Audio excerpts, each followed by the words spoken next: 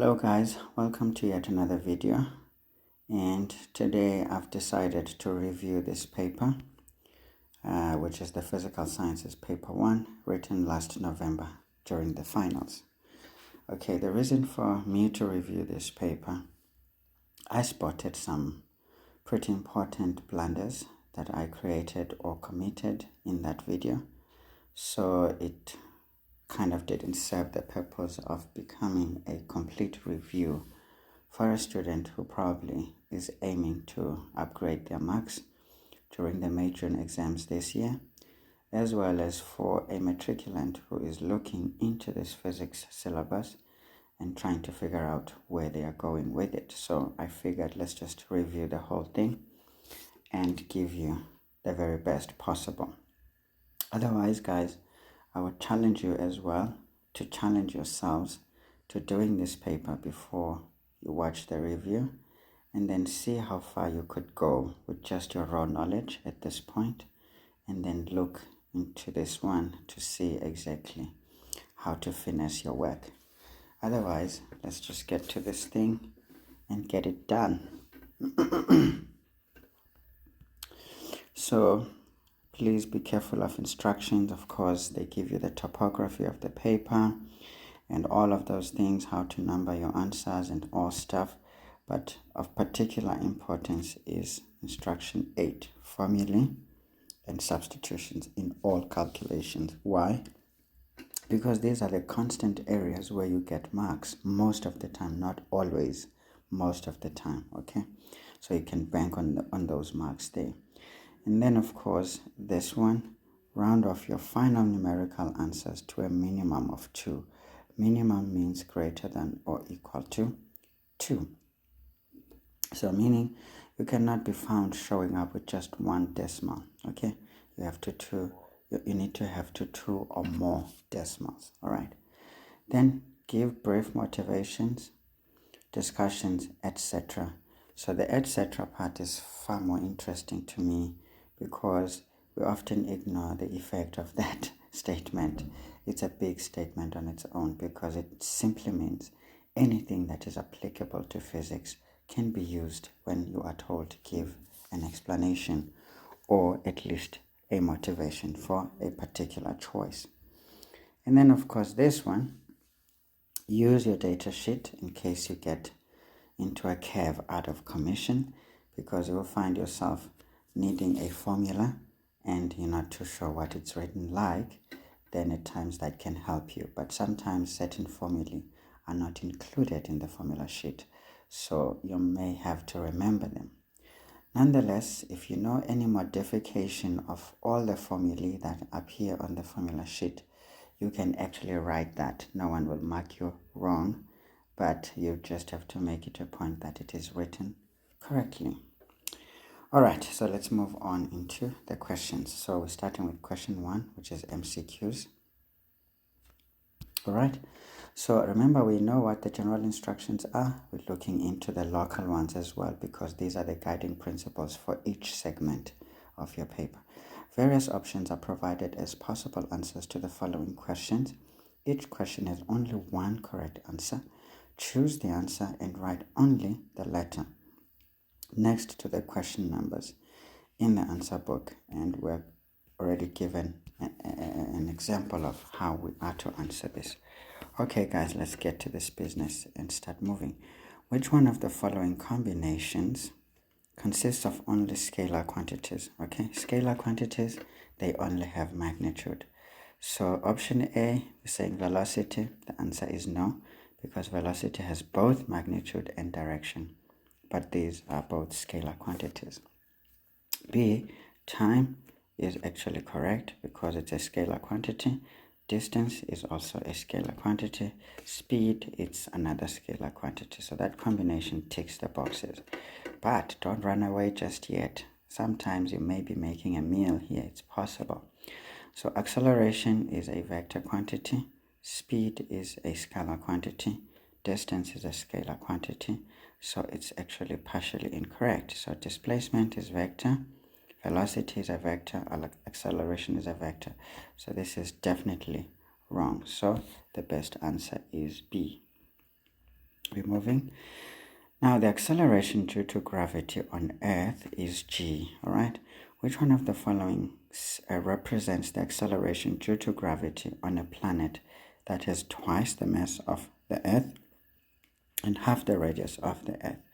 So here, you know very well, you cannot just guess the answer. You have to work it out. Okay, so we know that from general information, or at least what we already know, we know that the acceleration due to gravity is given by the gravitational constant, universal gravitational constant, multiplied by the mass of the Earth over the radius of the Earth squared. So that is the expression for g, and it's in fact a formula that is here. But we got this one from the weight of this object, but we simply divided throughout by the mass. Now let's look into this statement that we're given here. We know that, well, this acceleration in this particular planet, we know that, well, the weight of a particular object, mg, is going to be the gravitation constant multiplied by the mass of this planet, which is going to be times 2 times m, times the mass of this particular object, divide by this one. We're told it's a half, so it's going to be half of r. Okay, and then of course we square that. Now, the simplest thing to do here is to divide by the small letter m quickly, so that this cancels and that cancels, and so we can actually eliminate all of these expressions. So we know that our g here in this planet is going to be given by 2 times, gm over this one is 1 over 4r squared when we simplify that bracket. And then of course this follows that this will flip, and then we end up with 8 times gm over r squared. And we know that, well, from above, this particular expression essentially gives us g. So this is basically 8g. Okay, so you need to work it out. You can't just guess. And then of course we can already leave out those others, because it is senseless to try and explore what's going on, as long as your workings are pretty correct. So this is one of those questions that seek to trouble you a bit, because they are not straightforward. All right, moving on. 1.3 says a ball is projected vertically upwards from the ground and reaches its maximum height after a while. Of course, we will draw the trajectory of our ball. Say there is our trajectory. The ball will go, reach some maximum height, come back down to the same level. Okay, just going to put an arrow there. So what happens here? If we consider this, let's just do this for now, then we know something that, look, if for example we have these 2 time periods, so we can say this is t0, we can say this is t1, we can say this is t2. All right, we know that the time this ball will take on its way up is going to be equal to the time that this ball will take on its way down. Okay, so what is that called? It's called a time symmetry.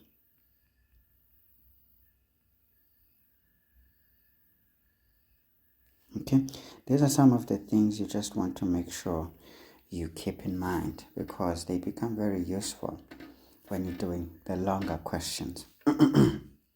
Now, what happens at the maximum height? The velocity of this ball becomes 0 instead, but we know that we projected it at 12 meters per second. Okay, now we can choose upward as positive already. It's not a problem, but we know that it will experience acceleration due to gravity, which is g, throughout its motion, because we are told here, ignore the effects of air friction, and we're effectively creating a closed system. Okay, just think about those things. Whenever you're given information, try to make sense of it. How will the acceleration, okay, and the total mechanical energy of the ball at its maximum height. Compare to that immediately after it was projected. Now let's look at this portion when it was immediately projected. Obviously, we can imagine that there is some tool or gadget that projected this ball, but this tool is below the surface, such that when this ball emerges out of the surface, it's already in free fall. So when it's in free fall, it's undergoing gravitational acceleration. So even at its maximum height, it's still experiencing gravitational acceleration. So the acceleration should be equal to, options that say otherwise are already eliminated, but we still have two options to deal with. Now let's read on. What about mechanical energy? Now we've created a closed system, so the total mechanical energy in an isolated system is constant, so it should be equal to. So anything that says otherwise is incorrect. Okay, so which one is the best? Is A. Okay, let's move on. A car travels at constant velocity. Now constant velocity means the resultant force is equal to 0, right? That is essentially what is going on. This can be drawn from the law of inertia or Newton's first law.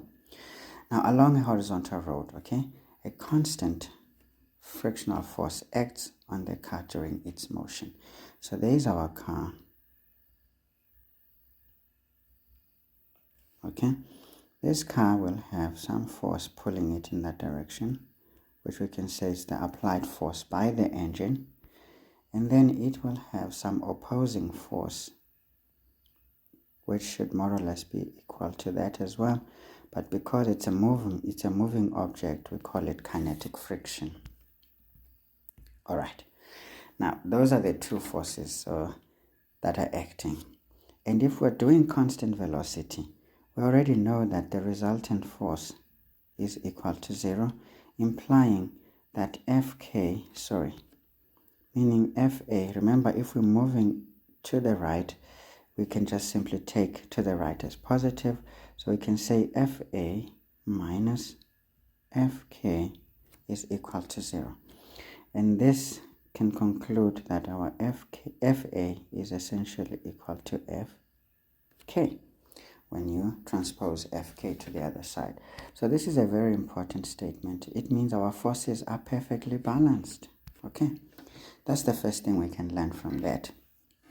All right, so let's just read on. Which one of the following statements about the power dissipated by the engine, meaning we're focusing on only the force, okay? We are focusing on the force. What sort of work is it doing? But power is the rate at which work is done, okay? Now, during the car's motion is correct, okay? The question is it 0? Does it increase? Does it decrease? Does it remain constant? We've got to work it out. Now, we know that power delivered by the engine is going to be the rate at which the work is done by the engine. So it's the work done by the engine, and then the rate at which work is done is essentially that thing over time. So what is work? Work is going to be the applied force multiplied by delta x cos, remember we're moving in the same direction as that of motion, so this is going to be cos 0 degrees all over delta t. Now notice something, that this ratio right here, delta x over time, is effectively velocity. All right, so that is effectively velocity. So we can say this is essentially FA times velocity of this car. All right, so we're looking at those two. Now we're saying, okay, so the rate at which the engine is doing work, essentially it's going to be the product of the force and the velocity. But what did we see? The force is exactly equal to that of friction, so the force is not changing. The force is constant. All right, okay, maybe let's just do it this way and say, fine, if our force is constant like that, it's not changing. What about the velocity? We were already told that we're doing constant velocity, so none of this is changing also. So if those two don't change, what does it tell us about the power? It is effectively constant. So it certainly is not zero because we're not changing the parameters that determine our power here. It is not increasing, it is not decreasing. Obviously, D becomes a perfect answer there. Okay, let's look into this one quickly. So 1.5 says ball X is placed on a horizontal table and is connected to block Y by a light. Of course, what does that mean? Inextensible string passing over a frictionless pulley as shown. Okay, now let's capture those statements for a second. What does light? It means this string is so light in weight that it almost does not contribute any significant amount of weight into this system. All right, so it means we can simply ignore its weight. 2, when we say inextensible, it means between any 2 points or at any point on this string here, the tension should be the same. Okay, there's no dissipation of any form of energy, so the tension should be essentially the same throughout. Frictionless pulley system, it means if we have T on the other side of the pulley, we will have T on the other side of the pulley, so meaning the tension is the same on either side of the pulley system. Okay, as shown below. All right, so we've interpreted that. Then we are told here constant frictional force acts on block X while it moves to the right. All right, so the motion here is to the right. Okay, capture the direction of motion. Now we don't know whether we're doing constant velocity, we're accelerating or decelerating. We don't know that. So all we know is that we're moving to the right.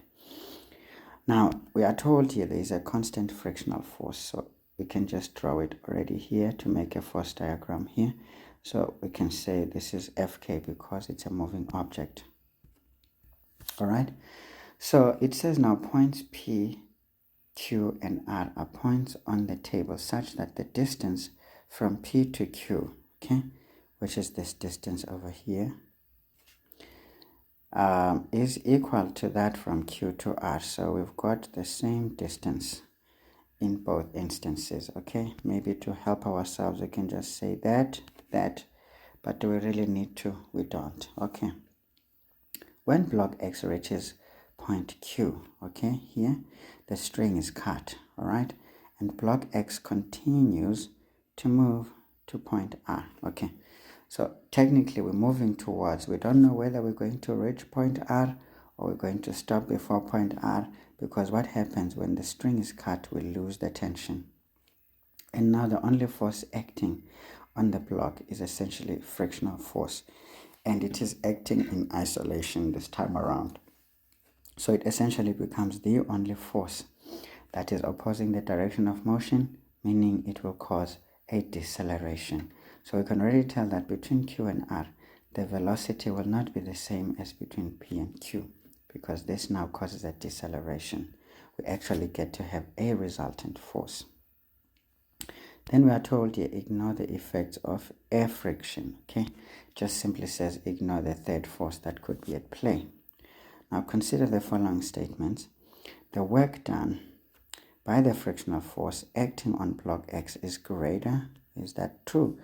When the block moves from point P to point Q than when the block moves from point Q to point R. Okay, so what is work?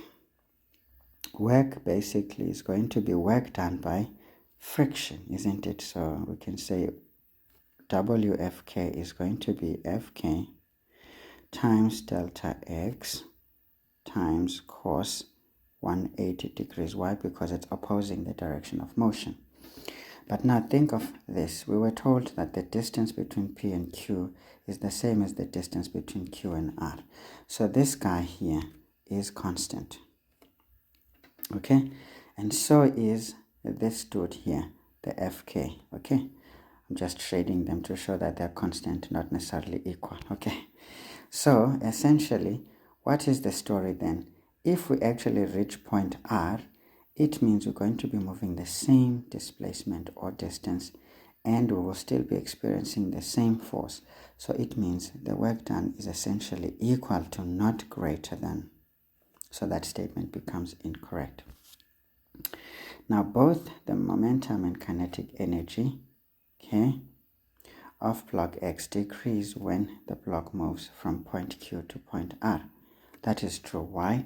Because momentum is the product of velocity and mass. So if we're losing velocity, as we could see, that we're going to decelerate, because the only force acting now is opposing the initial direction of motion, so it will cause a deceleration. That means we're losing velocity. So meaning the product of mass and velocity becomes less than between P and Q. So that is true. And then kinetic energy is half mv squared. So with that velocity, if it drops, then that product essentially drops from that one between P and Q. So that statement is highly correct. Now the total mechanical energy of block X remains constant when the block moves from point Q to R. And then of course we know that total mechanical energy, ME, is equal to EK plus EP, all right? And only in an isolated system is this true. It remains constant in an isolated system, but the problem here, we already have a non-conservative force, which is friction. And two, if we're looking, EK in this instance is essentially dropping. EK is dropping because we're losing velocity as we move from point Q to R compared to P and Q, which we don't know what was happening. But whatever was happening there, what is happening between Q and R is less than whatever was going on between P and Q. So as a result, if we're dropping EK, it means this sum is less. So it can't be constant. So it's essentially incorrect. All right, moving on. Which of the following statements above is or are correct as block X moves from point Q to point R? We can already see that only B is correct. So you can forget about the other combinations. Okay, let's move. Now, light emitted from a distant star contains a spectral line X of frequency F. Now, the spectral lines of this star, when observed on Earth, are redshifted. So what is the significance of that? We know that a redshift is a movement from higher frequencies to lower frequencies, or a movement from shorter wavelengths to longer wavelengths. Now that is a movement away from the Earth, isn't it? And it's not towards, because it should be blue shifted when it's towards the Earth. So please already know this from theory so that you don't crack your skull too much. So now what do we know? This is Doppler effect, by the way.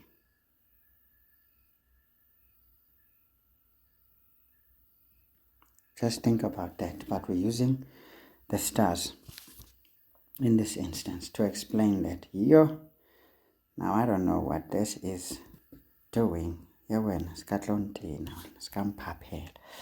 So anyway, what are we doing with the frequency? Remember, when the frequency is red shifted, it means it's moving from greater to lower frequencies. Of course, it's an apparent change. It's not an actual change. So it is not greater. As a result, we expect something that says smaller than, because that's lower frequencies when we shift into the red side of the spectrum.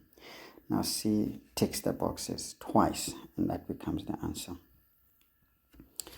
Now, here's the question. 1.7.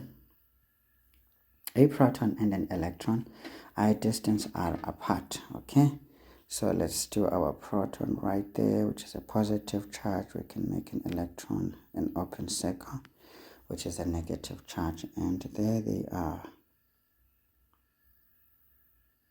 distance r apart. Okay, now it says the magnitude of the electrostatic force that they exert on each other is F. Okay, not a problem. Now it says, which one of the following graphs shows the relationship between F and R? Okay, sorry, R squared, as the proton and the electron approach each other. Okay, because of course this is going to be an attraction between the two. So what is happening? Now this is a question of Coulomb's law. This is electrostatic force is equal to K Q1 Q2 over R squared. And then what do we pick up? We pick up that there is two proportionalities that we can check here. The product of the charges are actually directly proportional to the force. So meaning if we draw any graph here, it will be such that it's passing through the origin and doing things like that. Okay, if we're putting the electrostatic force here, and then we're putting the product of the charges. Okay, so that's what we're going to get. And then the second proportionality is that the electrostatic force is inversely proportional to the square of the distance between the two. Now, what kind of proportionality is that? This is something like so. So, of course, this is the origin. We're putting Fe, which is the electrostatic force here, and then we're putting at R squared there. We're expecting something like this. Okay, great stuff. So that is the story. So if you remember these things, you'll be sorted. And then, of course, the third proportionality that can be considered in a situation like that is when we do something like, Yawen, what are you doing? So let's say, for example, we're doing 1 over R squared and then the electrostatic force here. What happens is it converts to something like that. All right. Why? Because it means as this doubles, the whole fraction doubles, this one will essentially double. So it becomes a direct proportion, provided you have 1 over R squared. So I kind of made a meal last time because I was kind of considering this, and then I don't know what pulled me towards this, but I think it was the square. It kind of created a few problems for me. But now let's say you forgot that C is going to be exactly the answer, because here we don't have a direct proportion, and we know that as R squared increases, F actually decreases. It's not increasing and plateauing as well. So the answer was between the two. But the question is, why is D incorrect? Because could you really be sure that it's not a linear relationship between these two? Yeah, it's a bit of a situation, I'm telling you. But what I know is, if you're looking at basic maths, when you're drawing a graph, you ask yourself, is it possible for the force to be present or to be measurable when this R squared is 0? Now, if R squared is 0, when you're putting 0 on the denominator, the force is undefined. So it means you cannot have a y-intercept. A y-intercept is not allowed as a result, because if this is 0, it simply means the radius, or even the center of the electron is perfectly matched with the center of our proton here. So essentially creating a single entity. So you cannot measure a force in a unit like that. Okay, so that force is not measurable, which is what it means that it's undefined. So a bit of logic can actually save you from making a big mistake. So, which I exactly made because I did not carefully process my proportionality. So this is what you can do to save yourself in case you've forgotten how these proportionalities look like in general or from theory. Then you just work it out and decide, will I have a y-intercept? Yes, an x-intercept is possible, even though it may not be within the domain that is chosen here. It's possible, but the y-intercept is not. So this is what helps you to actually dispatch D and favor C. Okay guys, let's keep on moving. Of course, if you feel like you're getting stuck, you can just assign say force is 4, and then decide what happens when R increases. By how much does this decrease? You will see that it is exponential.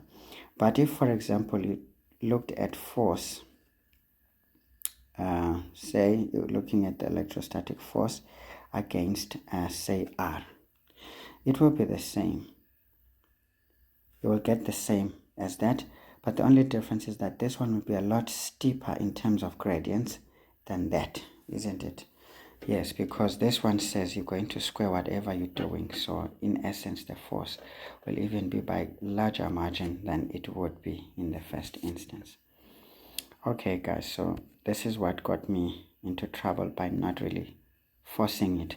If you have to force matters, assign values and then change them such that you see what is the pattern in case everything looks a bit fuzzy. So you have no excuse in getting this wrong. You must get it right, please. All right, 1.8 says the EMF of a battery is E. The internal resistance is R. So the battery is connected to 3 resistors and 4 voltmeters as shown below. The resistance of the conducting wires is negligible. So negligible means very small. Okay, and the voltmeters have very high resistances. The word that you can find is infinite. Once you say infinite resistance, it means it's too high that no amount of charge will pass through that particular resistance.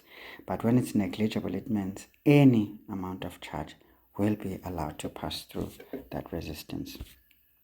Okay, so looking at our battery, we know that conventional current says we're going in that direction. When we reach this point, the current splits because of this parallel connection, and then it comes together, and then the circuit is completed. Of course, why do we have an internal resistance? Because remember, we move from high to low, so it means this side is a high potential on the battery, the negative terminal. The positive terminal we're considering as a low terminal. But we know that technically the current, the electrons move from the positive to the negative, so it's the other way around. But why do we have this conventional current story? This was before it was understood that there's actually a subatomic particle called an electron, which is negatively charged. So everything was thought of as a positive charge because that was discovered before an electron. So don't get confused. It's a bit of the gymnastics that were wrong, but not too wrong, because whatever we use here kind of gives us an idea of what we're dealing with. And then, of course, the internal resistance. What is it? Now, as we saw that we're moving from high to low, so this is why we're saying the current is going in that direction. But when we get to this point, now this is a low potential against a high potential. So to force charge to go against a potential gradient will need us to do work. Okay, and that work is shown when this battery becomes hot in operation, because now we're dissipating heat energy because we're moving charge against a potential gradient, so to speak. All right, not a problem. We know what is what. Let's see now. Which one of the following equations represents the reading on V1? So what is V1? It is the voltage across the terminals of the battery. So the voltage across the terminals of the battery is essentially the voltage of the external circuit. Okay. It is the potential difference of the external circuit. So what is that? It's going to be V2, all right? It's going to be V2 plus the V parallel. So V1 is essentially V2 plus V parallel. Now V parallel is either V4. Okay, let's choose another color. It is either V4 or V3, but not both, certainly, because even though we've split these and shown them for each of the resistors individually, but in essence, the voltage across the parallel connection is the same for each resistor. So we know that, well, V parallel is essentially V3 and or V4, but not both, okay? Either one of the two is the same thing. Now let's look for that equation. So there, V2 plus V3, it's already correct, so that is an answer. But look at the others to make sure you're not causing yourself a problem. So why would we have V3? No sense at all. So that doesn't make any sense. This one says you are adding V4. The trick here is to say either you're adding this or that, but this addition is just there to confuse you. It's wrong otherwise. Now, the other question is, why would you double the V3? Which makes absolutely no sense. So the best answer is A. Okay, let's look at this one. An AC generator consists of a coil which is rotated in a magnetic field. So what happens? You know that according to Michael Faraday, says if you take a coil, then you rotate it in a magnetic field. What we are doing, we're essentially increasing the magnetic flux, or we're changing the magnetic flux through the enclosed surface area by the coil, all right? And that change essentially induces an EMF in the coil, all right? And that EMF will also induce a potential difference in segments of the coil, okay, between 2 points in the coil, which becomes the driving force of charge within the coil. Okay, we understand that. Now the EMF time graph for one complete rotation. Of course, we know that one complete rotation is essentially a full sine wave. All right, that's what it is. Mathematically, of course, and you can depict it graphically. You can see that this is what a sine graph would look like when it completes one full cycle. And then we know that the time between 0 and that 0,2 seconds is what we call the period, t. Okay? At the same time, the distance, now remember when we say time, we mean period, but for the same thing, the distance from 0 to that 0,2 would effectively become the wavelength, so to speak. All right? So think about these things that, okay, everything needs to know, you need to know what it stands for. Okay, let's look at this one. It says now the speed of rotation of the coil is doubled. Which one of the following graphs is correct for one complete rotation?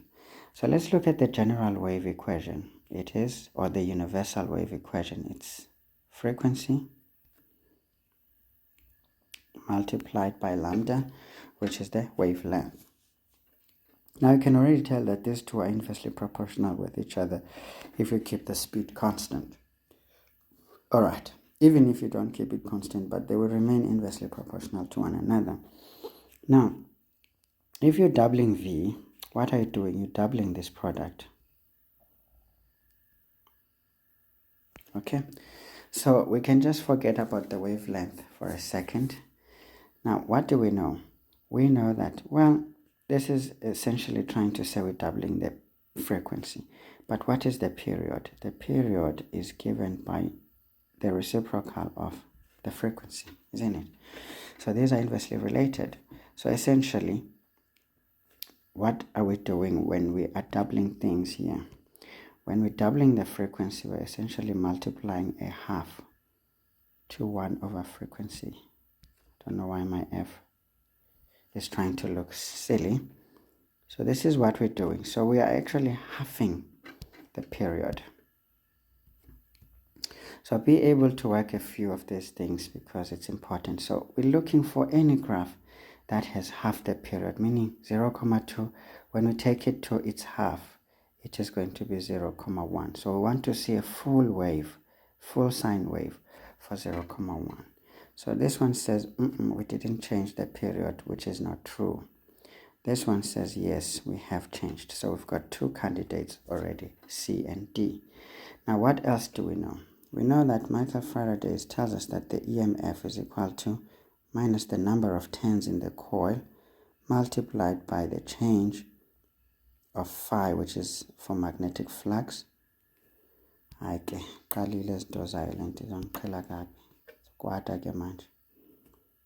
am going to be angry. EMF is going to be minus the number of coils, meaning just in the different direction, times phi.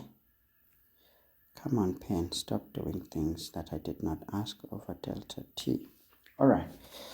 So what are we doing? We can see that the period is halved. So if we're halving the time here, what are we doing? So this is the same as we're saying now. We're multiplying the time by half. So if we multiply the time by half, we essentially are flipping this. This becomes 2 times minus n delta phi over delta t. So can you see there that we essentially doubled that quotient, And if we're doubling this quotient, we're effectively doubling the EMF. So we're looking for a double EMF. The initial was 150, so we want double that, which is 300. So this one says we have not changed anything. This one is correct. I don't know why I marked this one correct. This is wrong. Okay, not a problem. And then now we're already saying, okay, this is correct because it's doubled. This one hasn't changed. So the answer becomes C. So you work this out using known information. Otherwise, it makes your life a lot simpler that way. Okay, let's quickly finish this. I didn't want to get to 40 minutes, but I did. Now we told you white light is passed through cold gas and then through a prism as shown below. Alright. Now, a line spectrum is observed on the screen. That's true. Okay, so what do we do? First of all, we know that when light goes here, this is when we're considering light as both a particle and a wave, isn't it? Yes. So we know that technically within that light, there's different colors, meaning there's different frequencies there in which the light particles are traveling. And each one of them depicts a different color on a screen. But what does the cold gas do? Because the atoms of the cold gas are in a low energy state when it's cold.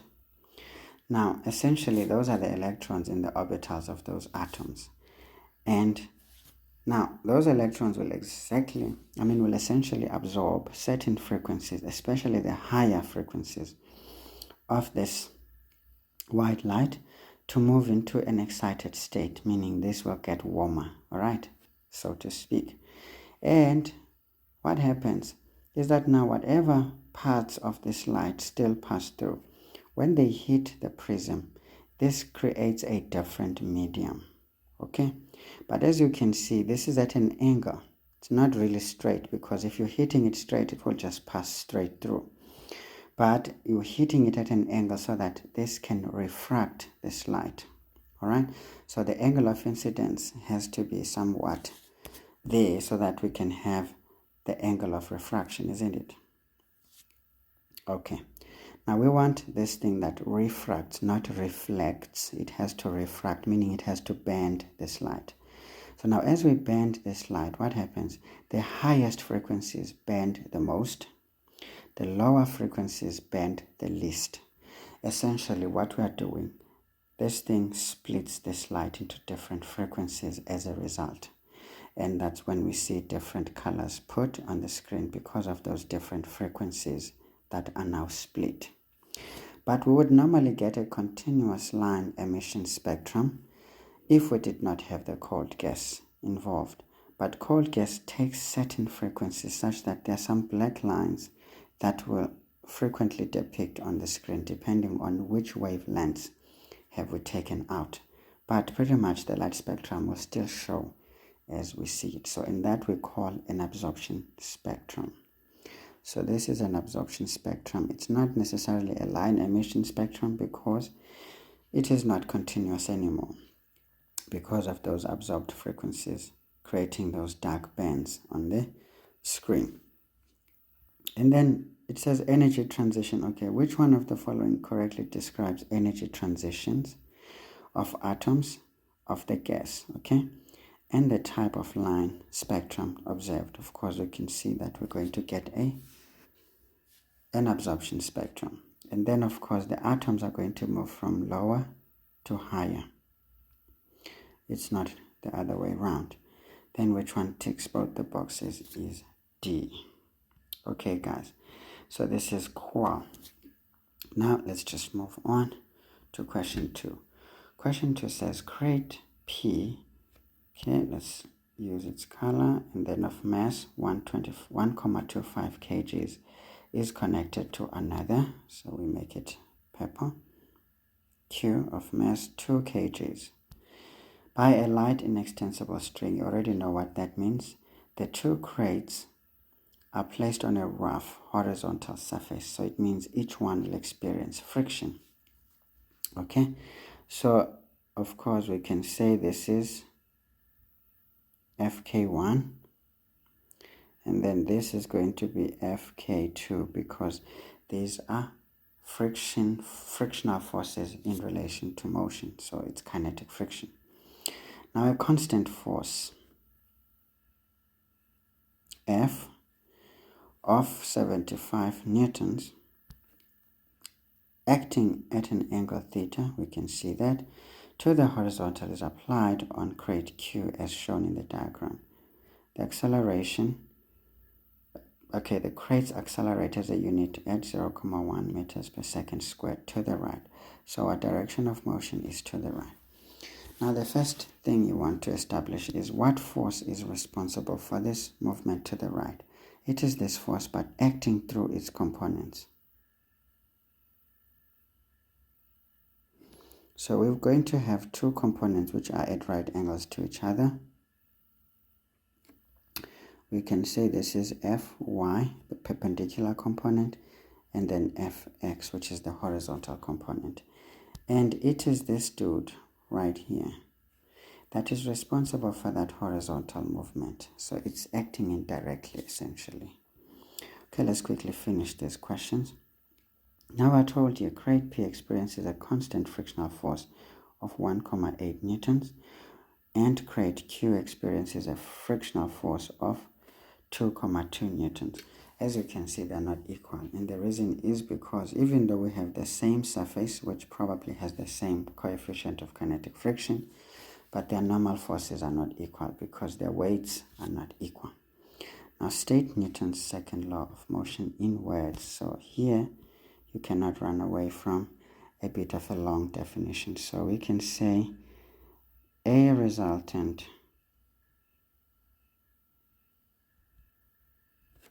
force applied on an object will cause the object to accelerate in the direction of the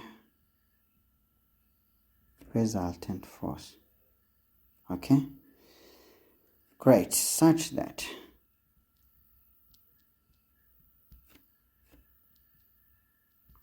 the acceleration is directly proportional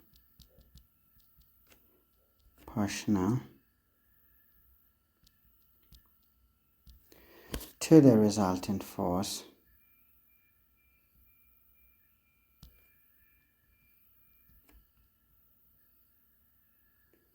and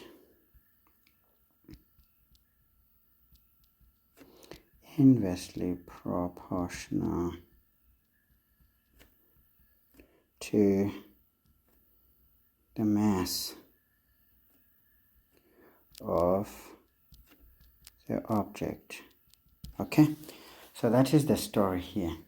You just have to say it. Unfortunately, we're talking about a resultant force applied on an object. It will cause an acceleration in the direction of the resultant force, and it is such that this acceleration is directly proportional to the force and inversely proportional to the mass of the object. So this is how you get those 2 marks easily.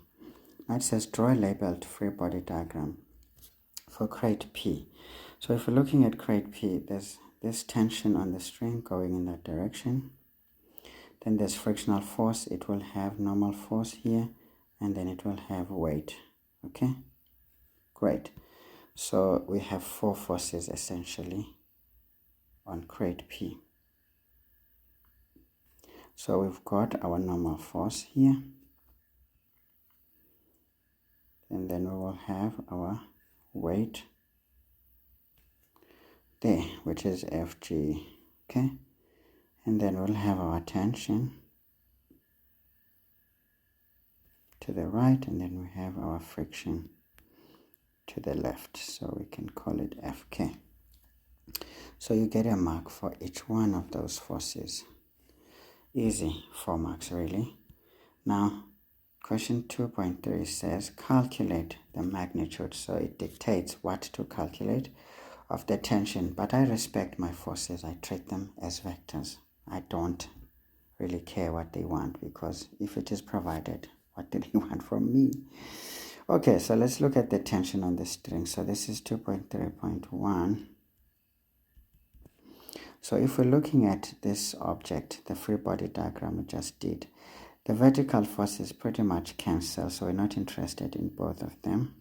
So we're interested in the horizontal forces, because this is what influences the motion of our object. Essentially, these are the primary two forces that are acting. So this is, of course, object P.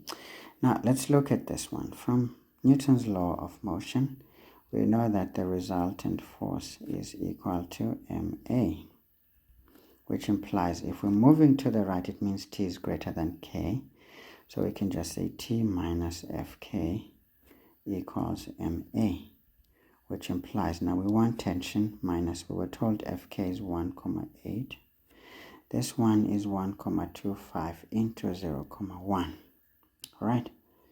And then we can make our conclusion and say, therefore, our tension is going to be essentially 1,25 into 0,1 plus 1,8. Okay, let's calculate that. So 1,25 into 0,1 plus 1,8. So what we're getting here is 1,925 newtons. And this tension is directed to the right. But I'm putting it in parentheses because it was not necessarily the question at hand. Alright, so let's have a look here. What have we done? We looked at Newton's laws of motion. That gives you marks. You can give it here even, but I think it's more significant here. And then we can say correct substitution and the answer. But now they're giving 4 marks, which makes no sense to me. But we can say, well, they want to award you marks for that modification of the formula. Okay, now let's look at 2.3.2. The question is calculate the angle theta. Alright, so if we consider this object here, which is object Q, we have a few forces that are acting on Q. But primarily we're looking at the forces that influence the motion here.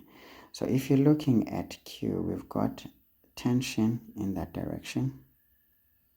It reverses a bit Newton's third law's effect here. And then it will still have its kinetic friction, which is also directed in that direction. So we can call it Fk. But this force will essentially have its horizontal force, which is the horizontal component of the force applied. So please remember that.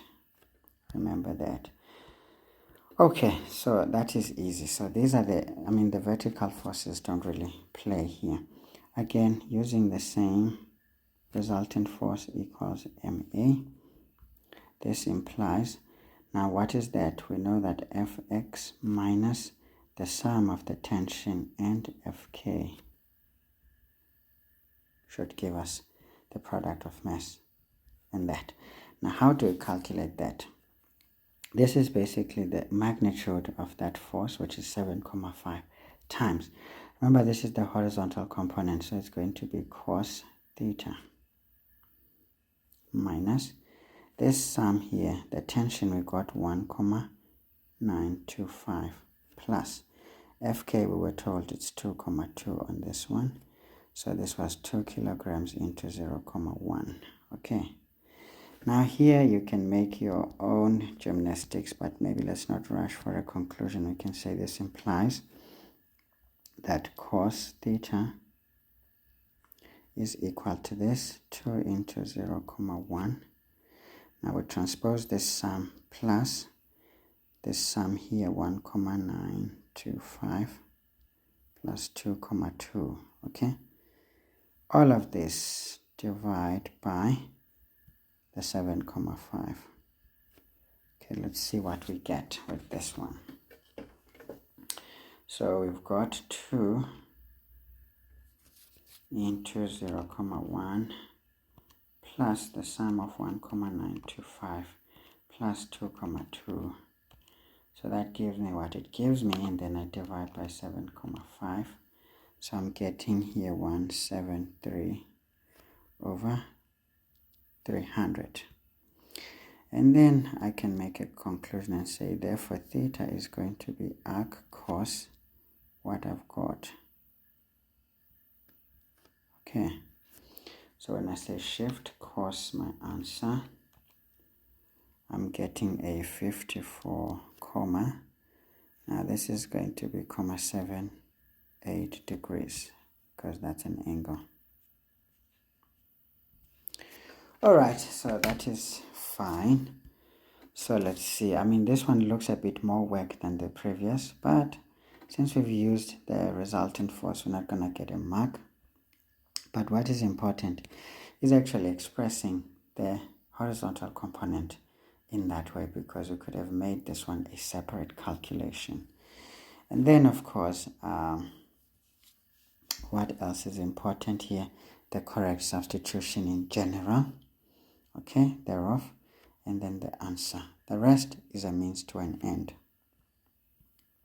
Okay, guys, this is good. So let's rush through question 3 as well. Now we told you a ball is thrown vertically upwards from the rooftop of a building of a height 25 meters with a velocity of 12 meters per second. Now on its way down, the ball passes a door which has a height of 1,9 meters and then strikes the ground as shown in the diagram. Ignore effect of air friction, so we are creating again a closed system. Okay, remember that. So meaning there was only one force acting here, the force of gravity, if we're ignoring air friction. Otherwise it could have been the non-conservative force if we were to consider it. Okay, now let's see. We've got our diagram. It's pretty drawn for us. Makes life a lot easier. We even have the trajectory of the ball as it goes up and then reaches that maximum height where it gets 0 velocity, changes direction, and it goes down. So what is important here, you can already choose up as positive to make life a lot easier for yourself. Okay, now let's quickly get to these questions. Define the term free fall. See, textbook work. Easy stuff. 3.1. Free fall is the motion of an object throughout which only the force of gravity is acting. Please, it's the only force. So this is a quick 2 marks, honestly, nothing difficult there. So 3.2 says calculate the time taken for the ball to reach its maximum height. Easy. 3.2.1. Okay, we've got 3.2, so 3.2.1. So we know that the final velocity is going to be equal to the initial velocity plus g delta t. Basic equation there. So this implies at the maximum height, this is 0. This was 12 plus. Now in this one we get minus 9,8 because g is down times delta t. Okay, so we can already make a final gymnastic here and say our delta t is, we transpose the 12, is going to be minus 12. Then we divide by minus 9,8. Alright, so let's get to this business here. minus 12 divided by minus 9, 8. So this gives us a 1, 2. Now, to 2 decimal places is going to be 3, 23 seconds. All right, easy and simple calculation there. So of course you always get a mark for the formula, correct substitution, and the answer. That's how you score those 3 marks there. Then the question says the velocity. So 3.2.2.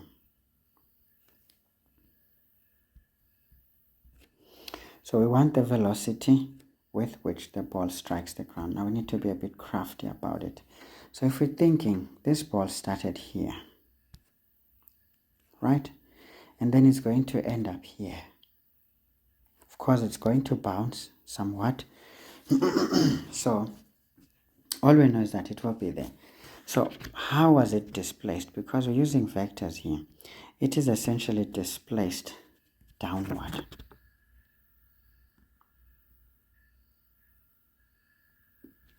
It is essentially being displaced downward. From its initial position, it's downward. So we chose up as positive. So it means the displacement is going to be negative. All right. So we've got displacement, we've got initial velocity, we've got g, which is directed down. So we want the final velocity. So we have ourselves a fancy equation to use. So we know that the final velocity squared is equal to the initial velocity squared plus 2g delta y. Okay, easy one, easy one, easy one. So which already implies that our final velocity is going to be the square root when we're taking the square. Now we substitute vi is 12 squared plus 2 into minus 9, 8 into, the displacement is downward, so it's going to be minus 25. All right, so this is easy. Just simply do what we have to do. Square root of 12 squared plus 2 into minus 9, 8 into minus 25. Okay, so what we're getting here is a 25,18 meters per second down. Okay, you can use an arrow, you can write the word down or south, whichever you want, or you can just remember that the square root says plus or minus mathematically, so you will choose the negative one to capture the fact that this is directed downward. So if you say minus 25,18, you already made up for the direction.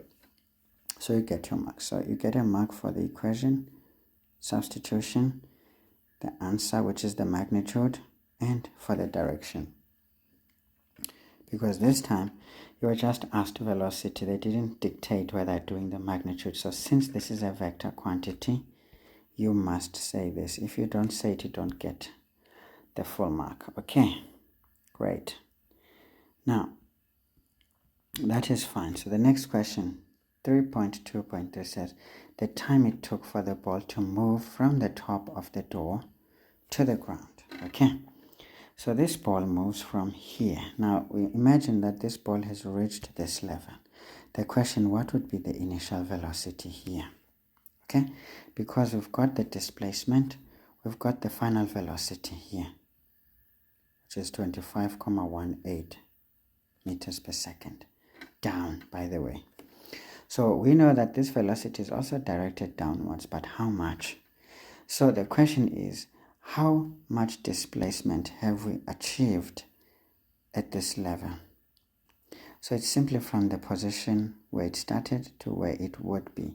So what is that displacement? This displacement is what we have to calculate. And when we calculate, we simply take 25 and subtract 1,9. This gives us 23,1 meters. That would be the displacement. So we've got initial velocity. We can actually find the displacement. Then it can help us to find that velocity there. So a 4-mark question is usually 2 steps, or there's something special that can be inserted in a single equation to give us the final answer. So we can start by saying the final velocity squared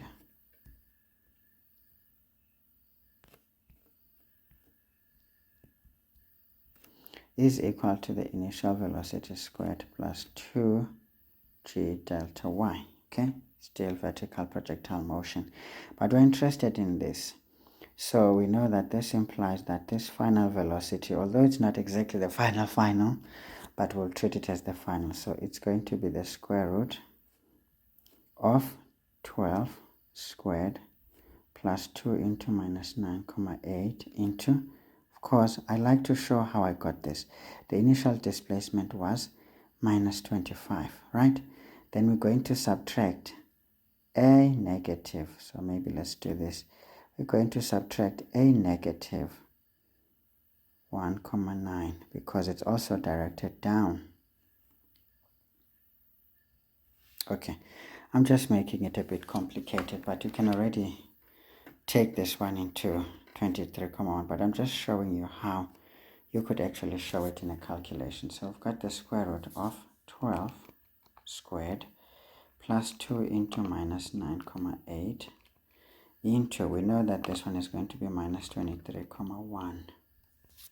Okay, so I'm getting 24,4, oops, 428, maybe let's say 7 meters per second.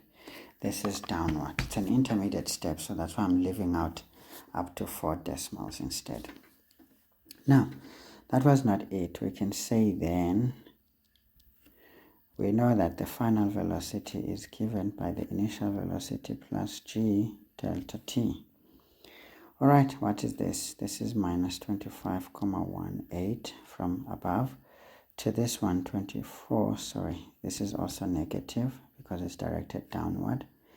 So 24,4287 plus into minus 9,8 times delta t. So we can do our final gymnastics here and say therefore delta t is going to be minus 25,18 plus 24,4287.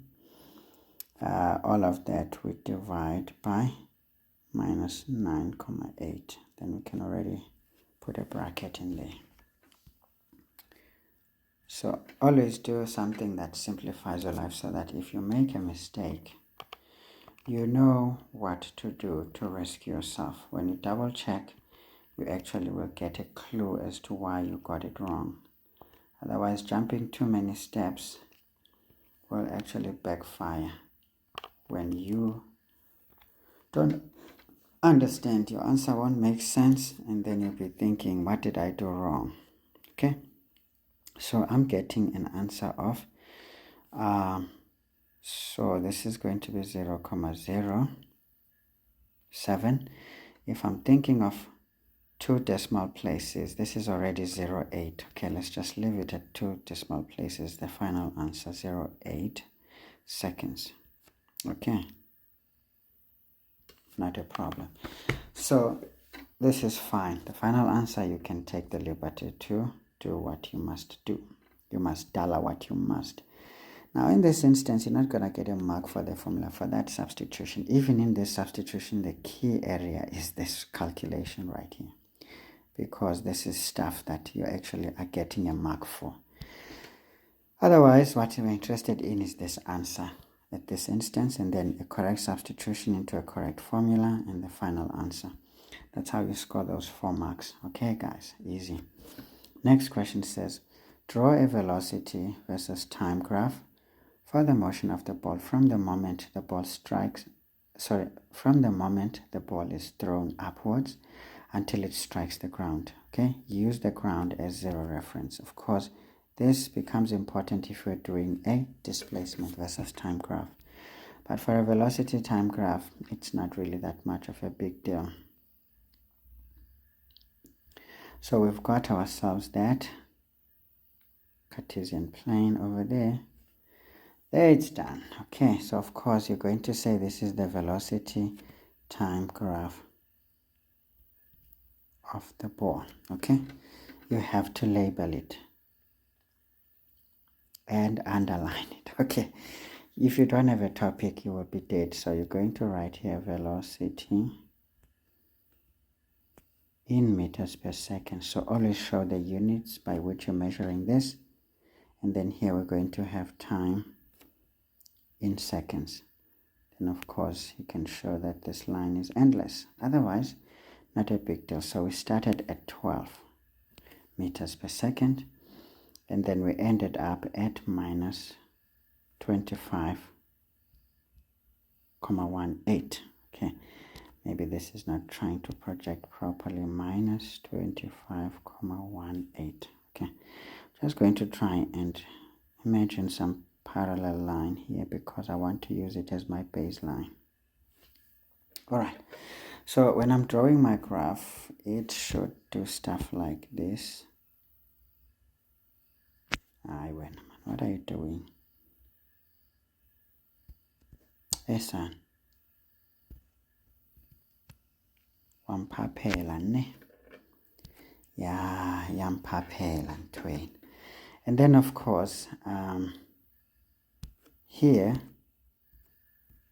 you can show that this would have been the time it took to reach that kind of a velocity. Okay, so certain things merely means to an end, guys. It's not really a big deal, but what is important is to show this time. We got 1,23 seconds. So we're told here, show the velocity with which this was thrown upward, tick. Time taken by the ball to reach its maximum height, tick. The velocity with which the ball strikes the ground, tick. That's how you score those 16 marks. Nice and easy. Alright guys, let's get to this one quickly. So question 4 says, trolley X of mass 1,2 kgs is traveling at 8 meters per second east. So we can already choose to the east as positive.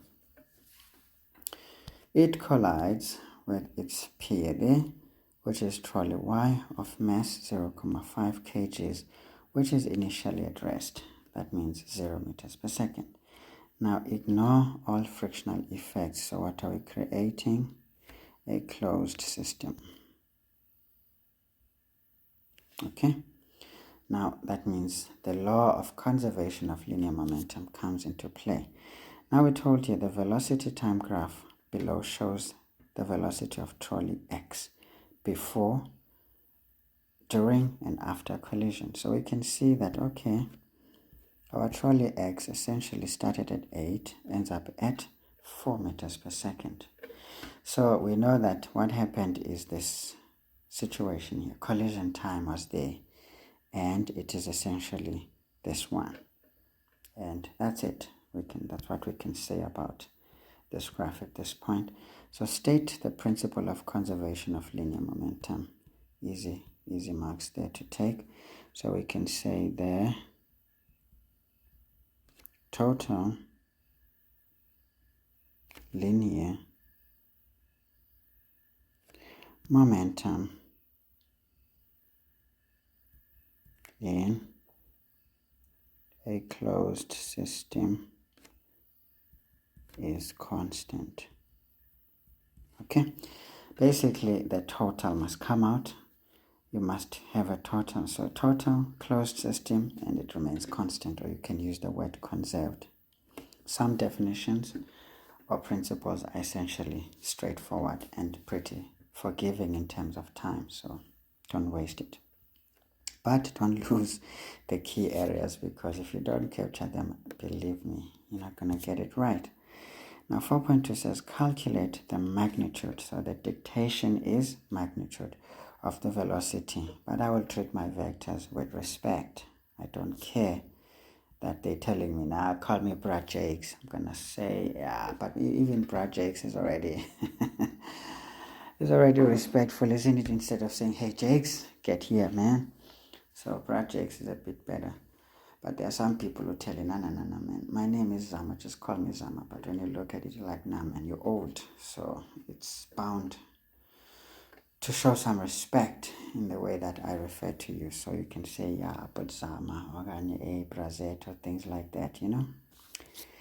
But I don't like people who call me Bra. Don't say bra to me, okay? Do you know what a bra is? Yes, you do. So don't call me that. Hey, I'll kill you. Anyway, we want the magnitude of that velocity. So effectively, we're going to be using the principle of conservation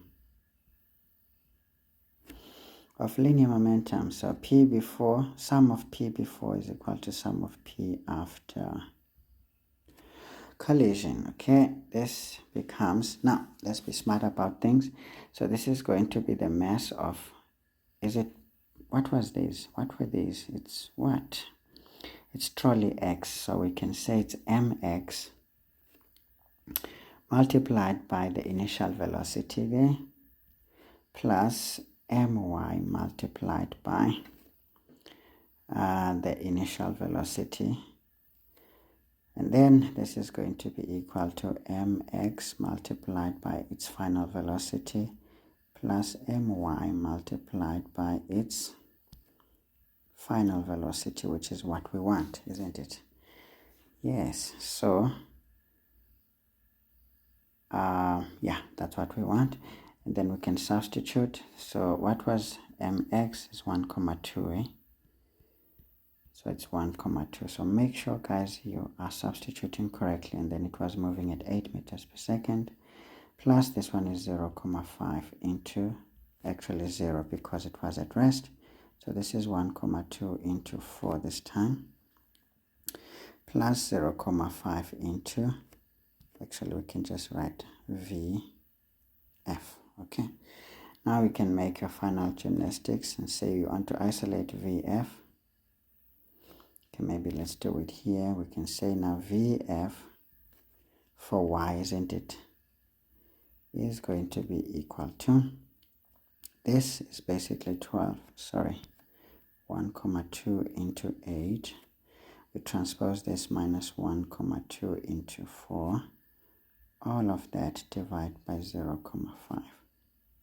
Please make sure you track how you do things, because if you don't, things can get a little cold for you and you will feel like you are freezing, but you're actually inserting yourself into a freezer, which you should not, you know. Please, guys, don't make that mistake. So you're getting 9,60 meters per second. To the right, of course, they said magnitude, so you did not have to, but they said minimum 2 decimals. So we're sticking to the rules. But for me, if you don't write 0, I mean, by the fact that it's 0, it's already nothingness. So not writing it still implies it, you understand? So I wouldn't be too strict. But if 0 comes before 6, it has to be shown, isn't it? Yes. So, of course, energy conservation law. Now, substitution in general, and then the answer. This is a standard 3-mark question, but they're giving us 4. So maybe spotting that if it was at rest, then that one would be 0. I guess that is the intention there. Next question. We want the average net force that trolley X exerts on trolley Y. So X is essentially pushing Y, so it's to the right. So, but now, this answer could have been wrong. You may have made some gymnastics incorrectly there and perhaps injured your arm or broken your neck or something. So you don't want to break your spine as well. So you want to stay safe. So you can say here 4.2.2. We can say, we're using the impulse formula, F delta T is basically change in P, okay? Which implies that F into the delta T, so the collision time is basically this one, 20,2 minus 20,1. Okay? Is equal to the change. It's just going to be the mass of object X, for example, if we're choosing that, because we're going to use Newton's third law essentially, so we can be flexible about things. It's going to be final velocity minus initial velocity, which we can actually start by doing things that must be done. I don't know why I'm delaying this. So this is going to be 1, 2 into 4 minus 8. Alright, so we can make our final gymnastics and say therefore our force is going to be equal to 1, 2 into 4 minus 8. All of that divide by 20, 2 minus 20, 1. Not a big deal. So 1, 2 into 4 minus 8 divide by 20, 2 minus 20, 1. So I'm getting a 48 newtons to the right. Okay, of course the answer would come negative, isn't it? But it simply means it would have been the force applied by trolley Y on this trolley. Okay, but now we're adapting this because we know that Newton's third law actually says that force would be the same but in the opposite direction. So we're taking the luxury of that. So don't ask why is the negative not captured, because essentially it gave us the force applied by Y on this trolley X.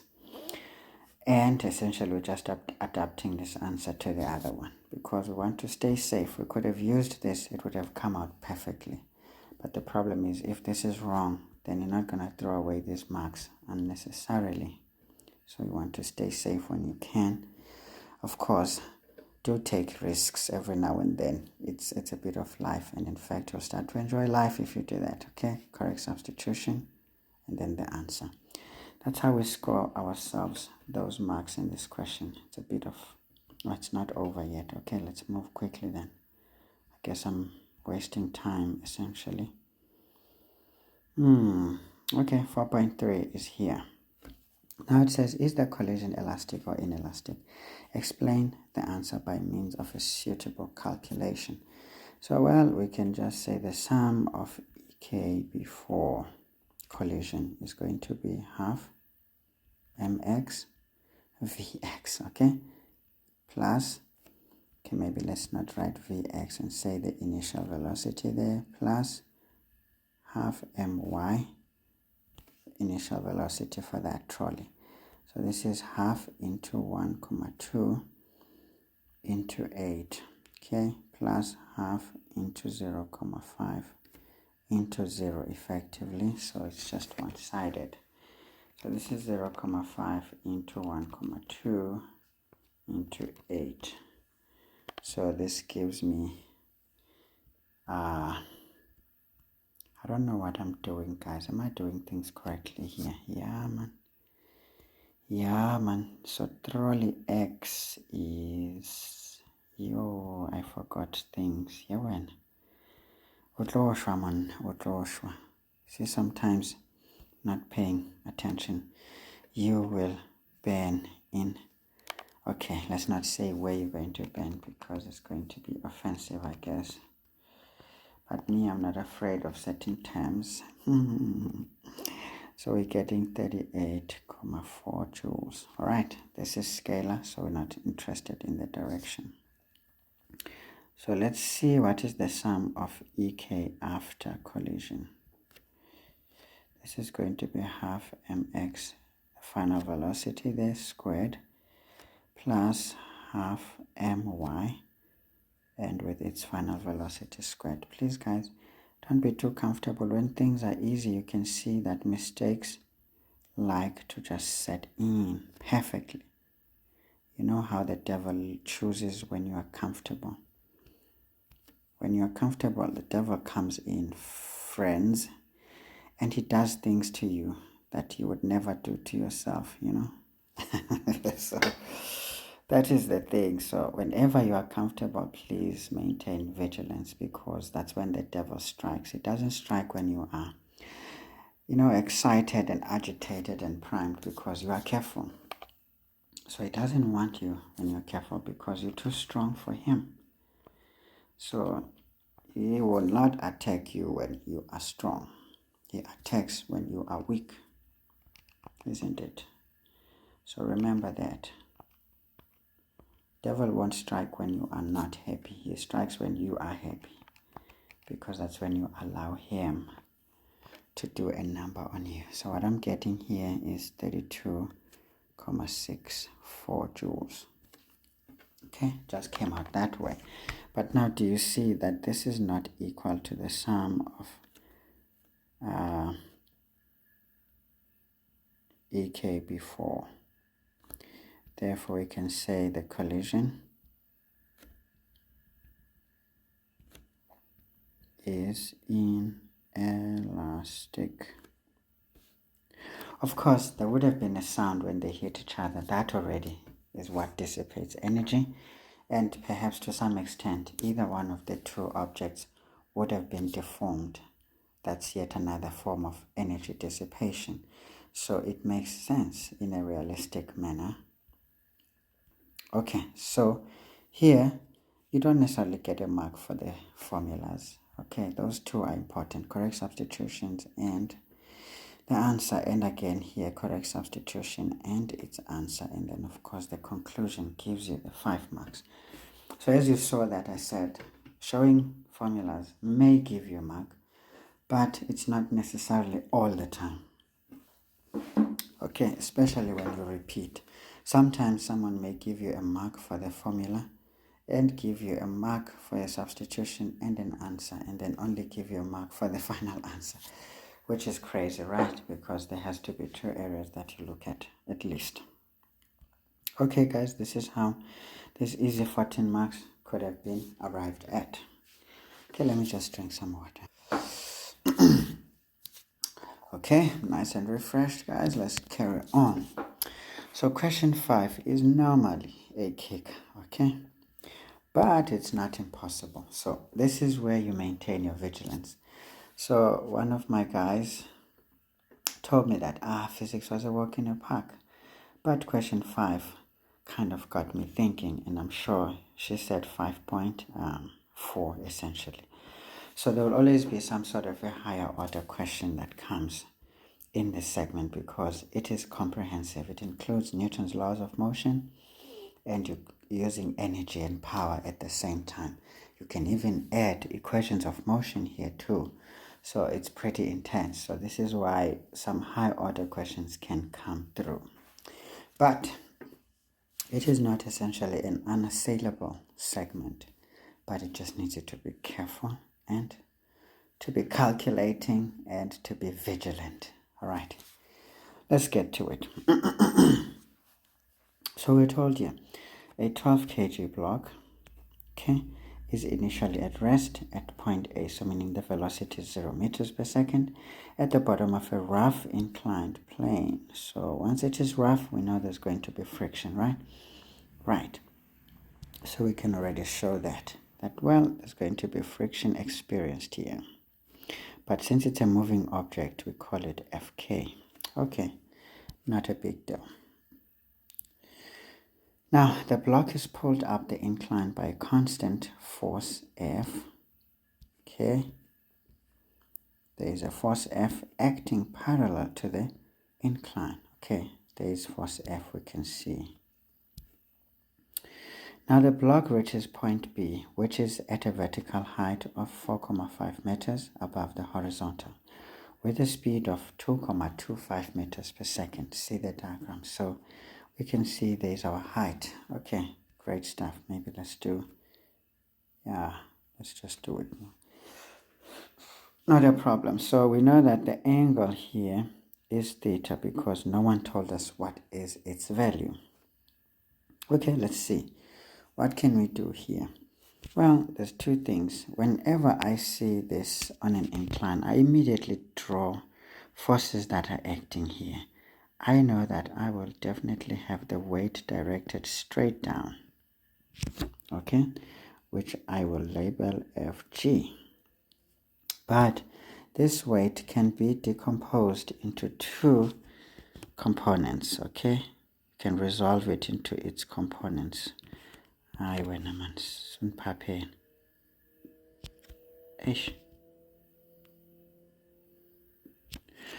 we can do these 2 components essentially.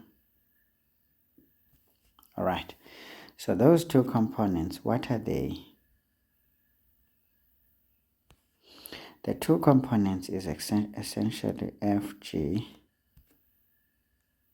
perpendicular and FG parallel. Of course, you know that that angle theta will be the angle between the weight and its perpendicular component. And these two will be at right angles with each other. So I don't want to make our diagram too busy. But there are some things that you need to know because those are just basics to this kind of a question. Now, we told you define the term conservative force. So conservative force, we can say it is the force whose work done on an object depends on the path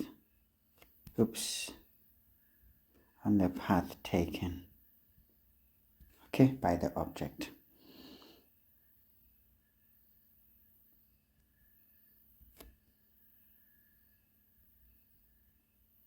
So when you feel your statement is a little flying, you try to complete it so that you can feel that it has reached home, isn't it? Even in music, when you play there, you always, for the end, you drive home to the original key signature chord, isn't it? Then that gives you a feeling of, arriving at an end. Otherwise, if you leave it on some sort of a transitional chord, it sounds incomplete, isn't it? But sometimes, you modify how you want things to be because you want to create different effects. But yeah, this is easily okay. So the only thing is that the work done by a particular force will depend on the path taken by the object. So this is how you get those 2 marks. Pretty simple definition there. Now I told you, draw a labeled free body diagram for the block when it is pulled up the incline. So you can already see that the major forces is the FG. By the way, I forgot to show that there would have been a normal force which is exactly opposite, it's parallel to the surface and it's exactly opposite FG perpendicular, and in fact they are equal. Okay, so there is that force. So when we draw this, we're going to consider those scenarios. So we've got our object here. There is the force applied. They called it F. And then we know that we're going to have our normal force perpendicular to the surface. Okay. And then we know that we're going to have,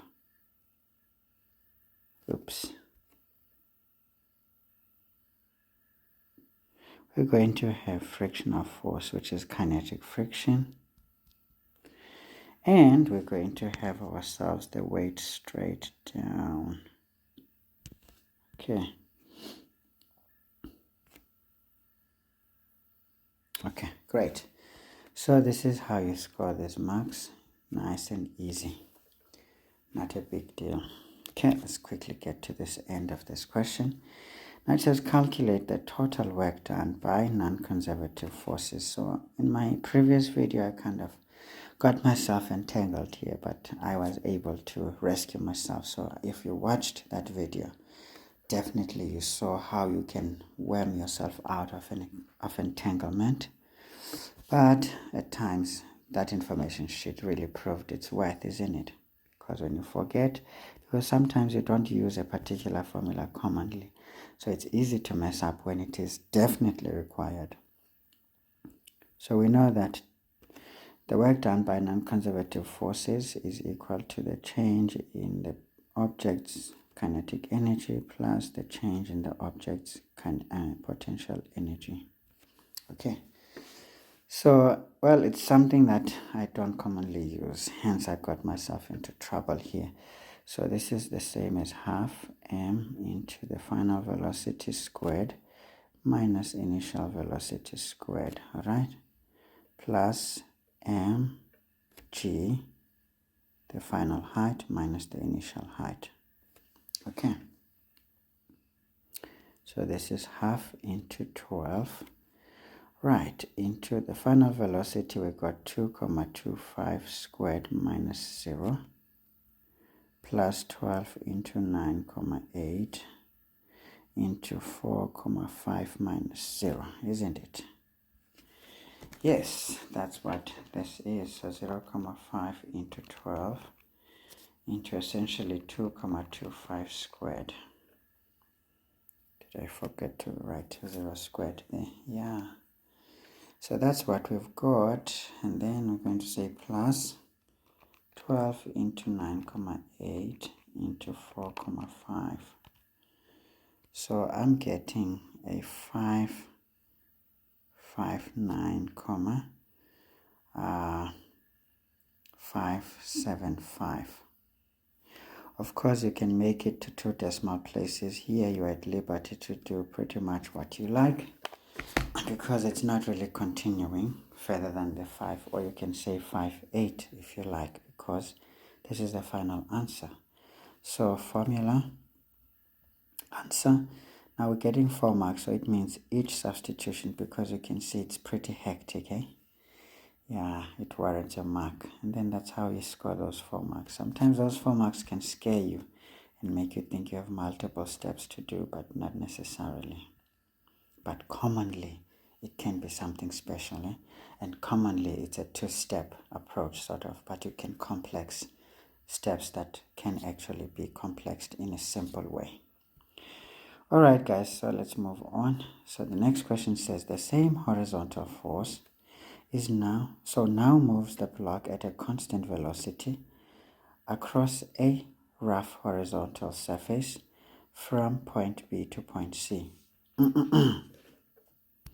So we know that, okay, there will still be friction here going in that direction, right? So it's again Fk. So maybe we can say Fk2. But if this does constant velocity, what does it mean? It already tells you that our Fk2 is equal to our F. Right? Because the resultant force is 0. That's what constant velocity means. So, now that's fine. Okay, so they're saying force F acts parallel to the horizontal surface, which is fine. It's not at an angle. Now the magnitude of the constant frictional force acting on the block while moving from point B to C is 42 newtons larger than the magnitude of the constant frictional force acting on the block when it moves from point A to point B. So what does this tell us? It tells us that, look, this frictional force is essentially Fk, the initial Fk, plus 42 newtons. Ooh. Okay. Now this effectively tells us that F is also the same value. So do you see? This is why this question got someone thinking, but I'm glad she saw how to handle it, and so should you. Alright, so now we're told to calculate the distance. They didn't say displacement, so don't worry about direction, but just distance. So we know that we are looking for this delta x here. We've got our angle theta here. And then, of course, we've got our components that are doing the things that must be done. All right, but I'm just going to simplify them. So when we're looking at our object here, there is this force going in that direction, which is the applied force. And then we know that there's going to be 2 forces in this instance. There's going to be this is Fk1. And then there's going to be another force. We don't know how much is each, honestly, so I'm just going to write them disproportionate. So this is going to be Fg parallel.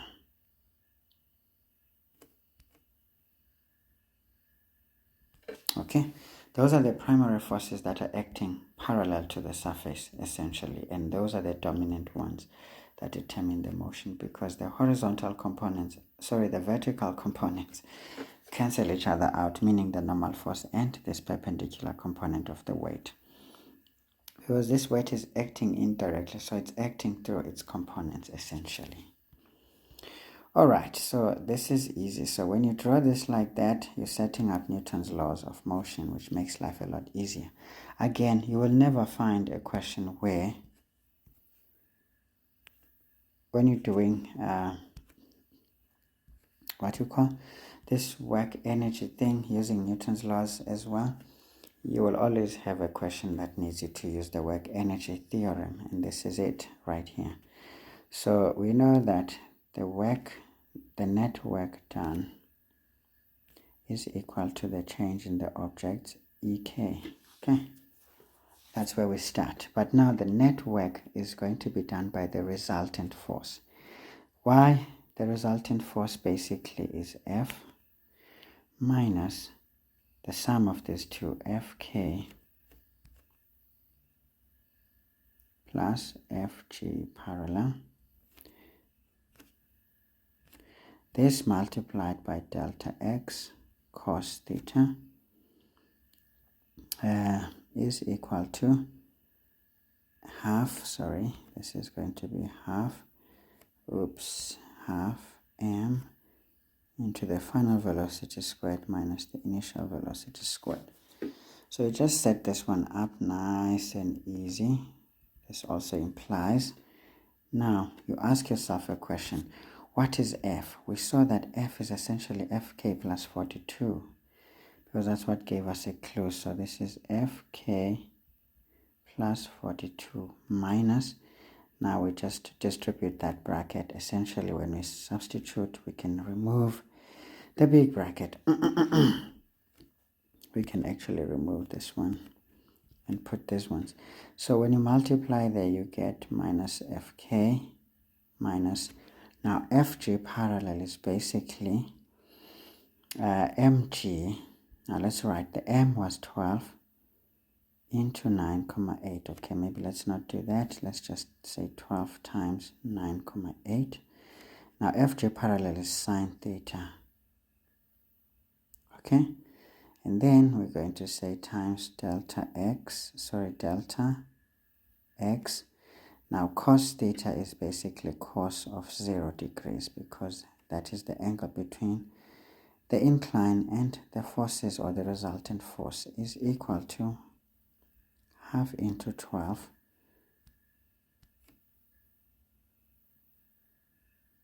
into, now the final velocity here is just 2,25. Okay, I'm running out of space here.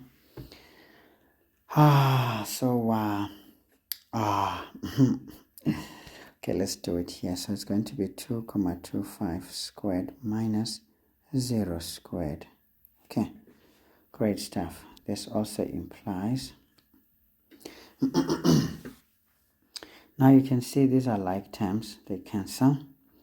So what we have left here is 42 minus, let's do that calculation, 12 times 9,8 is basically 117,6 times, now sine theta, if you're looking here, sine is defined as opposite over hypotenuse, so it's 45 over delta x. We're just trying to avoid the angle when we can. So this is basically times 4,5 over delta x times delta x equals, now we can sort out the other side. So this is 0,5 into 12 into essentially 2,25, that's squared.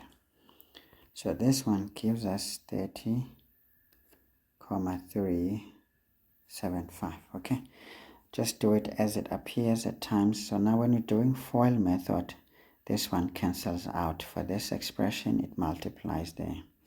This implies that 42 delta x minus, now let's do this product again. So 117,6 times 4,5 is essentially 529,2. As we saw that this will cancel out, is equal to 30,375. Now we can do our final gymnastics and say therefore our delta x is going to be this 30,375 plus, you transpose that, 529,2. All of this divide by 42.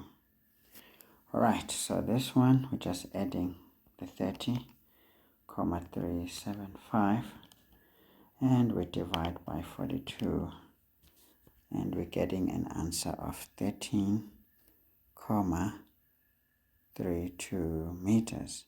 And then of course this was a distance, so it just ends like that. Okay, so you can see this is a pretty hectic calculation. It needs you to think a lot. And then of course you have aids like trying to simplify your diagram so that you can work out what is necessary, isn't it? Yes, you've got to be smart about how you do your planning. And then of course the formula here is pretty intense. In a way it looks simple, but it's intense. 2, what matters here is finding this force right here, because that is a smart way of connecting things. And then we can simply say just the correct substitution into the correct formula essentially. So we've got 3 marks. And then of course to express our sine of theta there in a smart way, to eliminate the angle. It makes life easy because we didn't know that angle. So whenever you see 2 unknowns in an equation, just know there is a way of eliminating something. And look for that link, okay? Great stuff. So we've got our 4th mark, and then our final answer is the final mark. Alright, so that's how you score those 5 marks. Pretty nice and easy. Okay, let's quickly gobble this one up. Now, a learner investigates the relationship between the observed frequency and the frequency of sound waves emitted by what? A stationary source. Alright, so this is Doppler effect, a very easy one. Now, the learner moves towards the source at a constant velocity and records the observed frequency for a given source frequency, meaning we are varying the frequencies from the source. Okay, this process is repeated for different frequencies of the source essentially, with the learner moving at the same constant velocity each time. Okay, now the graph below shows how the observed frequency changes as the frequency of sound waves emitted by the source changes. Right, great. So what do we see here? We can see that it passes through the origin, so it's some sort of a direct proportion. And as the frequency of the sound source increases, and so does the frequency that the listener observes. Okay, so it's a direct proportion. There's nothing really more to it. Now it says name the phenomenon illustrated by the graph. So essentially this is the Doppler effect. So 6.1, we are dealing with the Doppler effect. Okay, an easy one, mark there. And then it says now 6.2, name one application in the medical field of the phenomenon in question 6.1. Essentially, if you didn't know what phenomenon we're talking about, this gives you a clue of what to say there. So 6.2, we know that it is used in an ultrasound Doppler.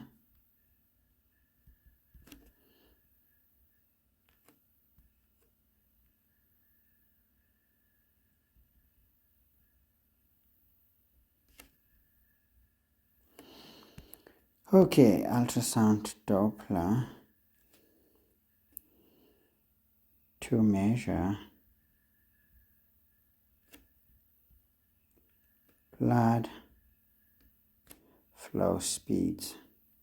Okay, essentially, because it's related to velocity, isn't it? That's true. But of course, we can also use it to listen to the fetal heart.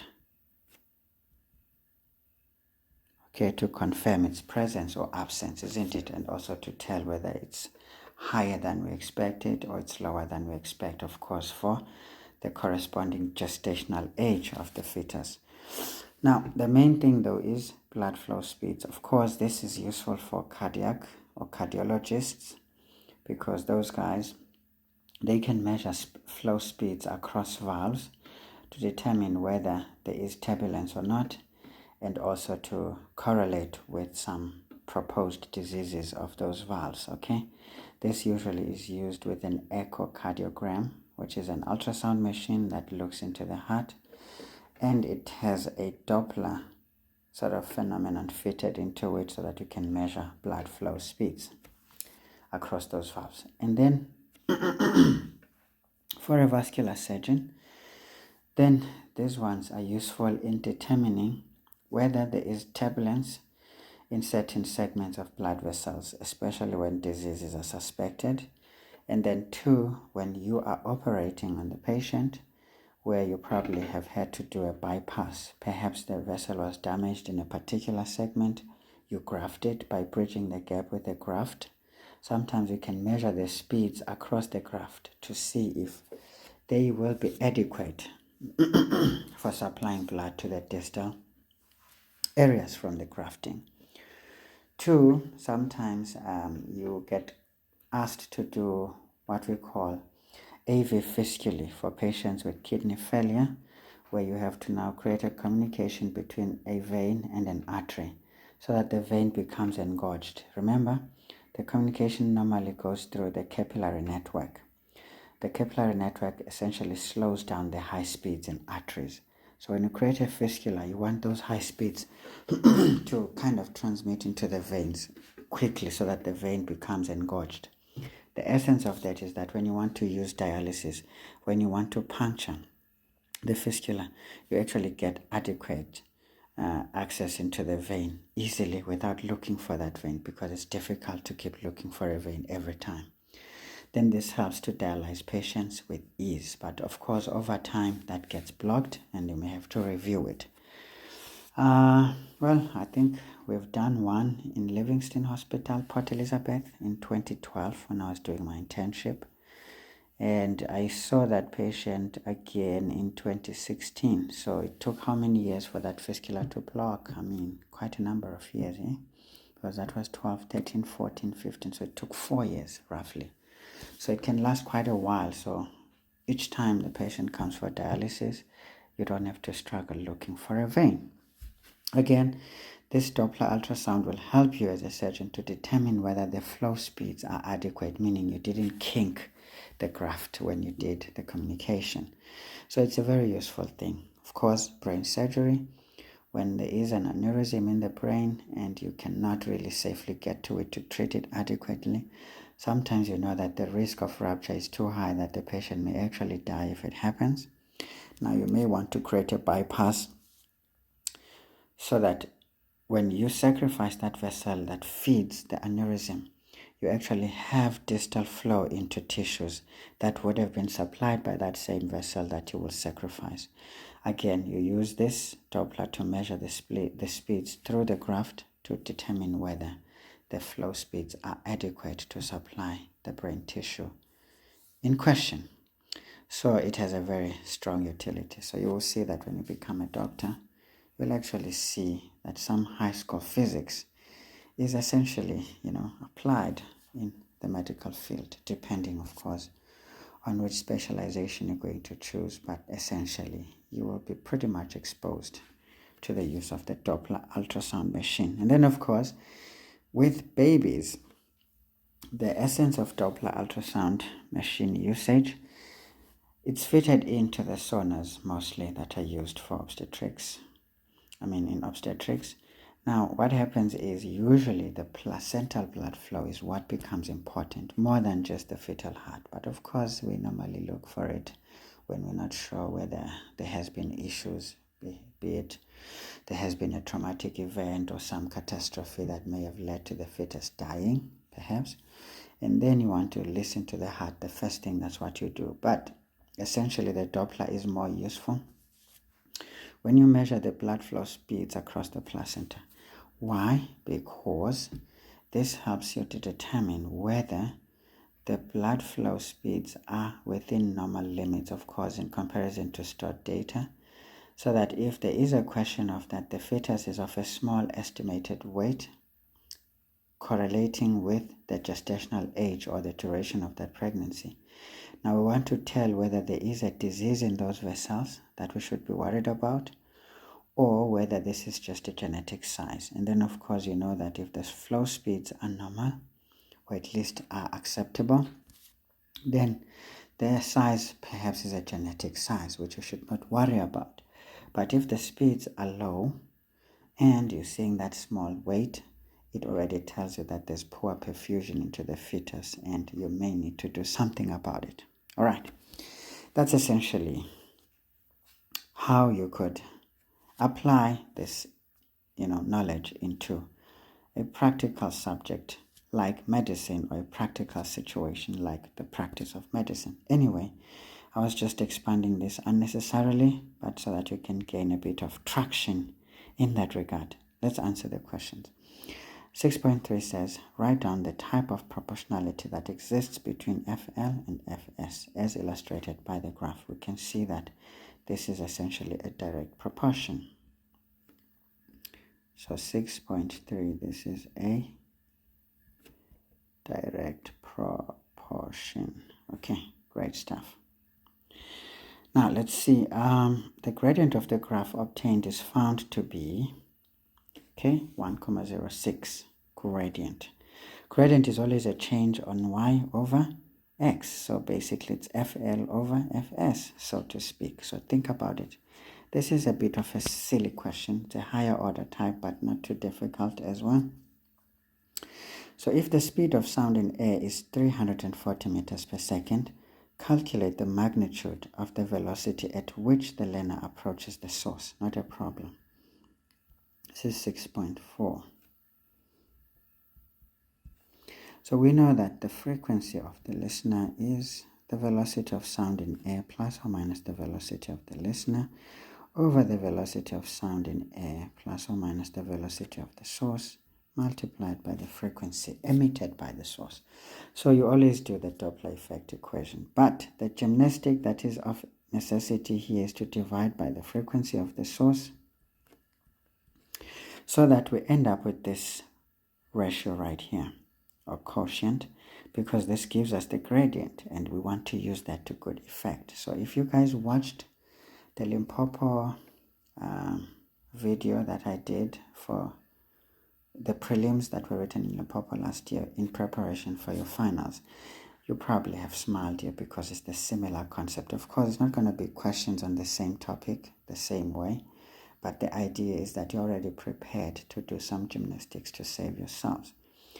And I can tell you with confidence that if you've been watching my videos throughout last year, you will see that each time you wrote a major exam, be it the June exam, be it the trial, be it the final, there has always been concepts and even techniques that I portrayed in my videos that were examined. So you know that you were already given an upper hand before you are even challenged by the questions themselves. So I'm not going to say too much about that, but I have this characteristic of being a witch dogodela. I somehow can tell the future. I can foretell the future to some extent, not in a greater extent. Of course, I wouldn't trust myself to doing that consistently, but if I can tell you a story of this type of predictions, they have been pretty consistent throughout my entire life. So I should have been a traditional dogodela instead of the other type. But anyway, it's not a big deal.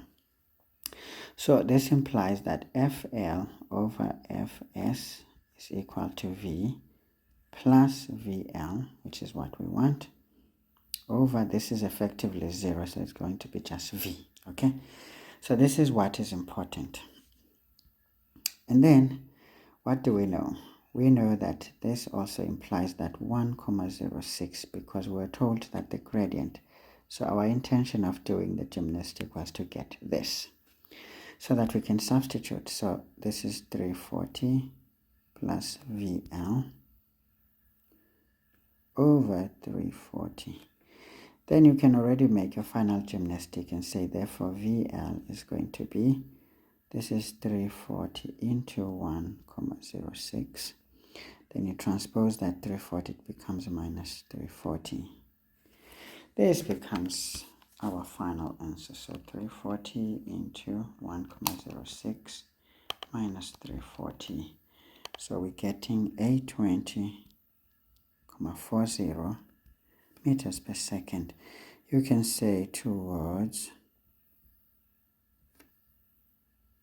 the sound source. But I'm putting it in parentheses so that you know it's not really necessary. Saying it doesn't add anything, it doesn't subtract anything. Okay, so that is the answer there. So a bit of a nice question, really. Not difficult, but interesting, isn't it? So, of course, for the Doppler effect equation, so essentially the gymnastics honestly don't really matter here. I'm just showing you so that you can understand why you're doing what you did. Otherwise, you could just show up with this one from there. It makes logical sense that that is the the continuation. So, of course, you can say correct substitution. Answer. So we've got 1, 2, 3 marks. And then, of course, where's the fourth mark? Maybe knowing that you put a plus here is a mark on its own. And of course, the entire gymnastic to show this quotient is another mark. So this is how you score those 5 marks, essentially. All right, guys, let's wrap this one up. So we've got 6.5. 6.5 says, now the investigation is now repeated with the learner moving at a higher constant velocity towards the sound source. Copy the graph above in your answer book and label it A. On the same set of axes, sketch the graph that will be obtained when the learner is moving at a higher velocity. Label this one B. So I will do it on this one. So this is already A for me. And then, now how do we know what this other graph will look like? We just take the equation that we adapted, FL over Fs. Because we know what matters is the gradient there is going to be equal to V plus VL over V, okay? Now what are we doing? We are increasing the velocity of the learner. And if we're increasing the velocity of the learner, what are we doing? We are effectively increasing the numerator. If we're increasing the numerator, this results into a higher gradient, meaning this quotient increases. So a higher gradient is a lot steeper than the initial one. So we can just draw ourselves. Should pass through the origin as well. But it's going to be a lot steeper, so we can just write B. That's how you do it. And you get your extra 2 marks. Again, analyzing a piece of information will help you a long way. So don't be lazy, guys.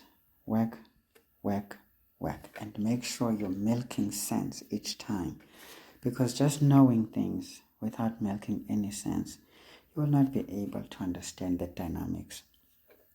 Knowing the dynamics is something that comes as a second nature when you essentially actively milk understanding and milking sense in any given scenario so that you're lessening the confusions. But of course, don't overly do things because they hurt, as you could see. Sometimes I know how to manipulate things, but sometimes I overly manipulate things. Sometimes I carelessly manipulate things. So those are some of the tasks that you have to, balance. But the good thing is that you guys are already doing metric. So you're worried about getting that best mark. So you're already primed to make sure you are on guard. So maintain that guard. Even when you feel like this is getting easier now, maintain the guard because you're afraid of losing unnecessary marks. You're afraid of missing out on that spectacular result that you want. Anyway, let's move on, guys. Question 7, we're just trying to move as fast as possible. Question 7 says, charged sphere M is suspended from the ceiling by a light and extensible insulated string. Of course, we already know what this means.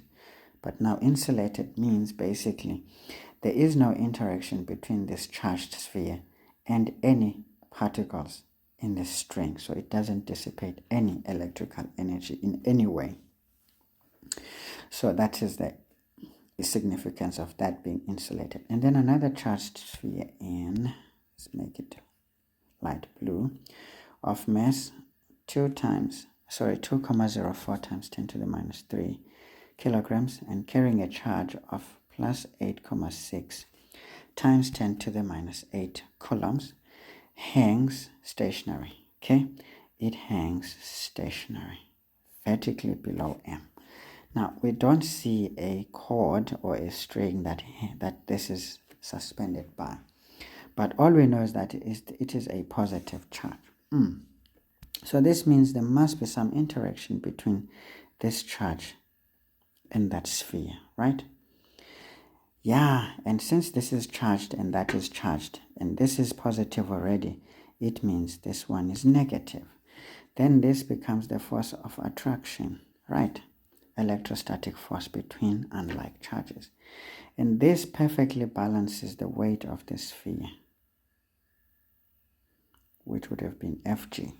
And that is why this hangs stationary. Just a moment. Okay, so there was someone at the gate, so I had to take care of that. So as we were talking, if this is hanging stationary, it literally implies that this weight is perfectly balanced by this force of interaction between the two, so that this doesn't fall or go up. Okay, so if you guys have done experiments or the so-called Millikan's experiment related questions, but I mean it's no longer part of your syllabus, this was the issue. So if any one of you by any chance had the books that we used, like Physical Science in Action by Brink and Jones, you would essentially know how to understand the situation so that it doesn't trick you. And once you analyze your diagrams, always, I promise you, it makes light work of the questions. So let's get to these questions.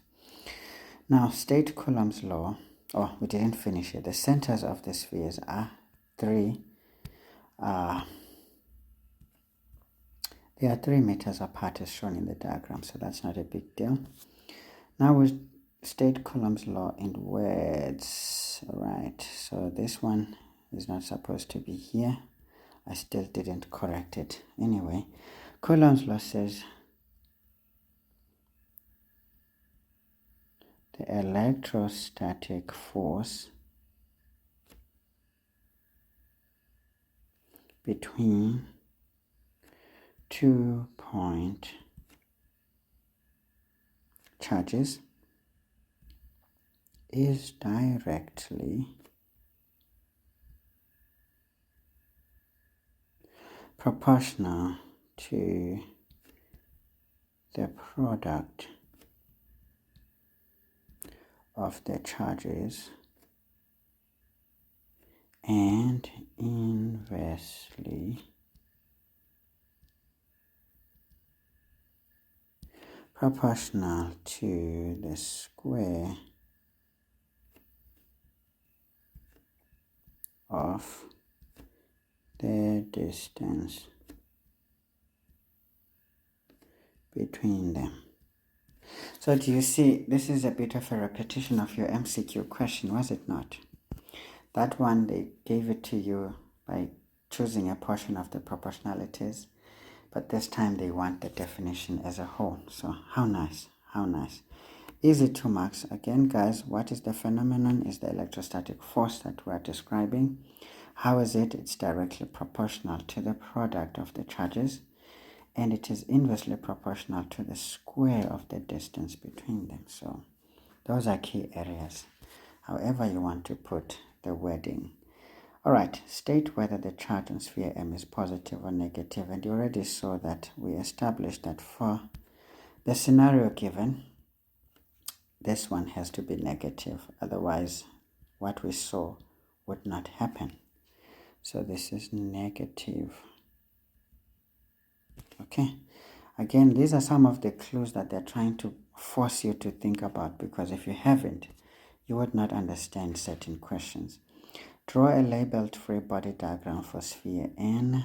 So we know that sphere N has this force that is directed up, and it will have its counterpart directed down, which is more or less equal to the other. So that is the electrostatic force, that is the gravitational force, as you saw when we did our first diagram on the given diagram. So you're getting this mark and that mark, but take note that this is equal to that, so that the resultant force is 0, and so that this sphere doesn't move up or down and it remains suspended, as was the given case. All right, now calculate the magnitude of charge on sphere M. So it's one of those questions. So what can we do here?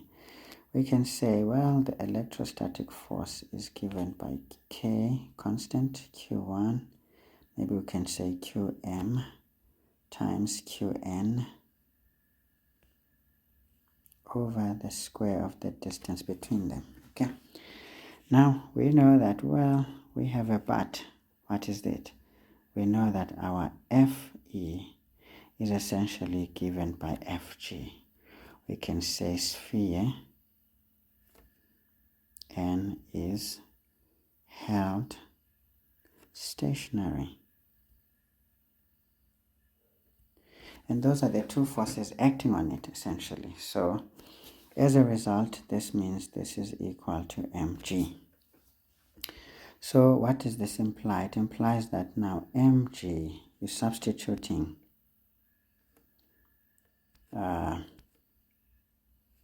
mg, which is standing in place for the electrostatic force, is going to be K times Qn m times Qn all over r squared. Now we can substitute now properly. So we've got here the mass of sphere, and then we're talking about sphere N, isn't it? The mass was given to us as 2,04 times 10 to the minus 3. Let's just double check. Yes, 2,04.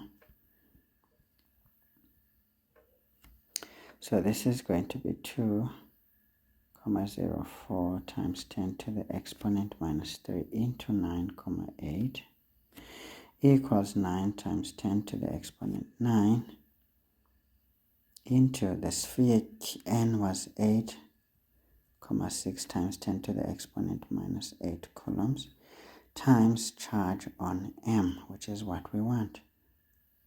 All of that over 0,3 squared.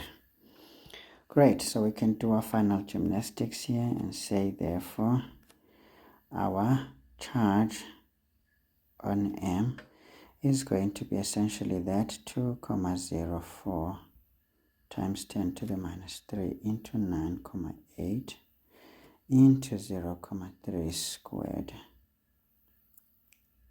Divide by 9 times 10 to the exponent 9 into 8,6 times 10 to the minus 8. And let's see what answer we're getting. This was quickly running out of space. So we've got here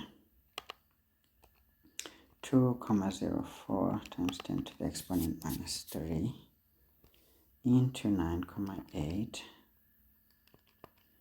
into 0,3 squared.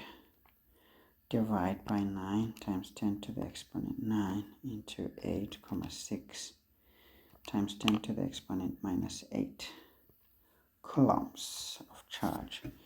So guys, I'm getting an answer of 2, now this one to 2 decimal places is going to be 2,33 times 10 to the exponent minus 6 coulombs. That's the answer. Okay, great stuff. Not a big deal. Not a big deal at all.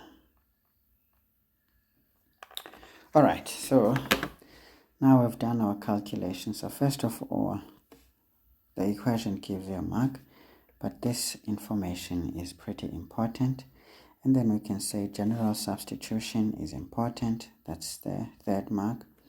And then the answer is the fourth mark. So the fifth mark is essentially this calculation of FG because it could have been a separate calculation, but we complexed it here.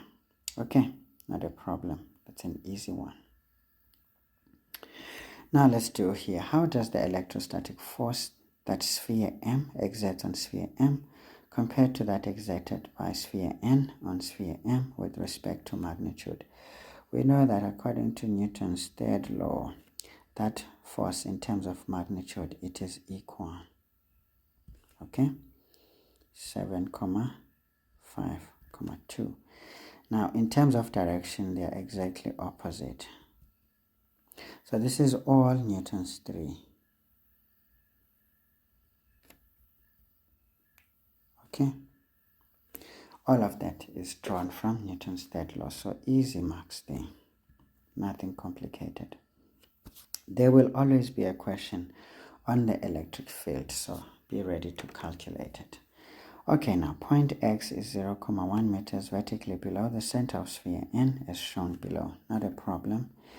Now we're told to calculate the net electric field at point X. So this is easy as well. So we know that the electric field at X is going to be equal to K QM over R squared plus K QN over R squared.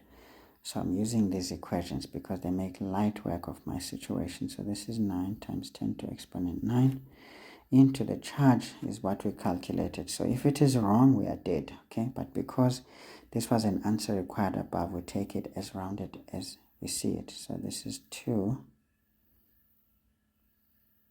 Okay, be careful again here. It is important to put the signs minus 2,33 times 10 to the exponent minus 6, which is far greater than that charge of N. This is all over. Now remember, this is going to be 0,3 IBO plus 0,1 all squared plus this is 9 times 10 to the exponent 9 into this one was 8,6 times 10 to the exponent minus 6. It was a positive charge, not 6 but 8. All of that over just 0,1 squared. Okay, now let's see what do we get. Okay, we've got 9 times 10 to the exponent 9 into minus 2,33 10 to the exponent minus 6 divide by basically 0,4 squared. Then we're saying plus 9 times 10 to the exponent 9 into 8,6 times 10 to the exponent minus 8 over just 0,1 squared. So what am I getting? So this one is giving me a negative answer, which makes sense. It's 53662,50 newtons per coulomb upward. Okay, you can write upward or towards sphere M, because now you can see that this one is dominant. Why? Because its magnitude is greater, and we know that the electric field is directly proportional to the magnitude of a charge. So even though this one was closer, it is still dominated by this charge because it is of a much higher magnitude than the charge here. Again, if you saw the video on the Limpopo prelim paper, you must have smiled when you got here because you started to see what we talked about there, theoretically in a more practical situation. All right. So remember, an electric field is a vector, so you can say upward or you can write towards the center of sphere M. Okay, let's see how we get our marks. This one, of course, these two are equally important because these are separate calculations we could have done separately, but we decided to complex. So we're getting a mark for the magnitude and a mark for the direction. So that's how we score those 5 marks. Pretty easy when you know what to do. Okay, let's rush through this one. Now, the circuit below shows 4 resistors connected to a battery of EMF E and internal resistance R. Okay, The resistances of the ammeter and the connecting wires are negligible. You know that means very small. Okay? And the voltmeters have very high resistances. You know the word infinite. Okay? So these words can be interchanged as I've indicated, and this can create a few issues for a student. Now, conventional current goes that way, which is really against intuition, isn't it? Because it makes no sense. But we know that these models were developed long before we discovered an electron, so we know that actually the flow of charge is in the opposite direction. Anyway, we keep things as they are. Some misnomers of the past will always haunt us, isn't it, in the future? Yes. But it doesn't haunt us. It doesn't haunt us in a negative way, at least, because it pretty much makes sense of the situation despite being technically not so correct. Anyway, this splits when the switch is closed into those two different currents which come together here and pass through the 4 ohm resistor and get here. And then of course we've got ourselves a bit of a situation. Why is there an internal resistance here? Essentially we're moving against a potential gradient, because remember, flow of charge is from high to low, meaning the negative is a higher potential, the positive becomes a lower potential, so that charge flows, at least the current flows in that way. But now when we get here, we're going to now force ourselves against a high, from low to high. And that will need us to do a lot of work. And that work is indicated by this battery becoming warm when it is in operation, to show that we're dissipating heat energy to try and move our current against a potential gradient here. This is essentially what is the internal resistance. There's no specific resistor inside, but it's because of that energy dissipation when we're moving our current against a potential gradient. All right, so we can see that this is in parallel, and which is itself in series with this one. So essentially more of a question in the MCQs is coming back here. As I told you before, that MCQs give you a sneak peek into the areas you need to worry about in the long questions. Of course, not always the case, but I can tell you 80% of the time, and even more, it will be so. Okay, so let's deal with this question. State Ohm's law. Again, textbook work, nothing serious. Ohm's law says the current, okay, we can say the current is directly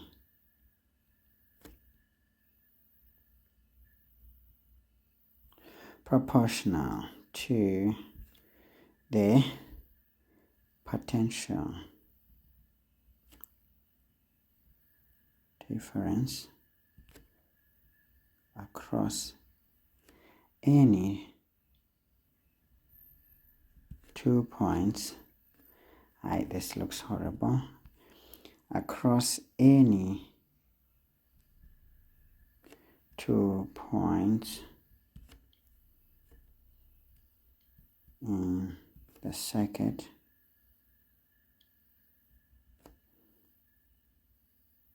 when the temperature is kept constant. All right, so a bit of a mouthful there, but it's not too big. So all we know is that the current is directly proportional to the potential difference across any 2 points in the circuit when the temperature is kept constant. But now, what is the essence of keeping the temperature constant? We know that this is directly proportional to the resistance. Okay, so it simply says you essentially are saying V is equal to IR, and you are saying R is kept constant. Therefore, these two are essentially directly proportional. That is Ohm's laws. That is Ohm's law in words. Right, okay, all right. Okay, 8.2 says the reading on the ammeter is 3.5 amperes. Okay, Calculate the total external resistance of the circuit. That's an easy one, 8.2.1. We know that the R external is going to be basically R of the 4 ohm resistor plus R parallel, isn't it? Yes. So this is 4 plus R parallel is going to be product over sum. So it's 1 times 5 over 1 plus 5, isn't it? Yeah, bo. It is like that. I win. So it is like that, okay? So on your calculator, you just do this one nice and easy. It's 4 plus, this one is basically 5 over 6. Ne? Yes, makes light work of the situation. So this is 4,83 ohms to 2 decimal places. Not a problem. So this is easy. So why did I have these things? Remember, these two are in series, so effectively they make up 5 against 1, isn't it? Yebo. Not a big deal. So this is a standard 3-mark question, but because this is a calculation on its own, you're getting a mark as well. So that's why we're getting 4 marks. So do you see? This you could have done as a separate calculation to make it a 2-step to essentially conform to the standard. But you can complex it when you are a little bit confident. See, when that thing oozes, it just oozes. It makes things to be done. Okay, it makes things can be done if you want to be silly. Calculate the reading on voltmeter V1. Again, simple and similar question to the MCQ ones. V1 is the potential difference across the terminals of the battery, which is effectively V external. So this is very easy. So V1 is basically V external. So we can say V1 is equal to I tot multiplied by the external resistance. Now the total current we were given is 3,5 into this one. We just substitute it as we have answered it above. Remember, this was not an intermediate step. It was a question on its own, so we take it as it is. Into the next question. So 3,5 into 4,83. So we're getting stuff like this one. 16,91 volts to 2 decimal places as well. But this one is 16,905, so you can even leave it at that. 3 decimal places are still acceptable. So this one, that one, that one. Standard 3 marks. Okay, let's move, guys. We don't want to waste too much time here. Now, how does the reading on voltmeter V2, okay, what are we looking at? V2, compare to the reading on voltmeter V1?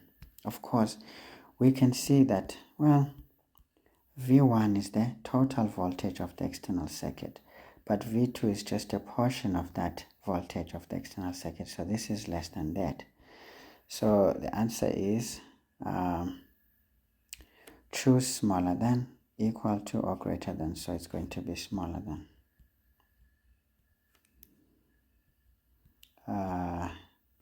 So we've got 8.2.3. We know that it is going to be smaller than. All right. So no explanation was asked for, so we leave it at that. So we're getting a mark and we're moving on. 8.3 says, the learner concludes that the EMF of the battery is equal to the reading on voltmeter V1. Are you really telling the truth, Wena? Oh my God, Wena, man. Define the term EMF is 8.3.1. So EMF is essentially the maximum energy the battery supplies per unit charge across the circuit. I mean, you can say that Basically, it is the maximum amount of energy that the battery can supply in moving a charge through the circuit. I mean, you can say it in many ways, but if you quote maximum that the battery supplies per unit charge, you are sorted. This is borrowed from V is equal to W over Q, or W is equal to VQ, basically. So this is what helps you to remember the words, because they said define. Now you need to say it in words. Okay, guys, not a problem. Easy, 2 marks there. Now, is the learner's conclusion correct? The answer is A. Hell no. Excuse my choice of expression there. So this is definitely no. She's not correct, or he is not correct. Why? Because we know that the battery has this imaginary internal resistance. Now it loses heat when trying to move the current against that potential gradient. So this means whatever will be left is essentially less than what the battery is able to provide, essentially. So that is the story. So the simple and short answer here could be, because they wanted an explanation in the next question. So 8.3.3, we can say the battery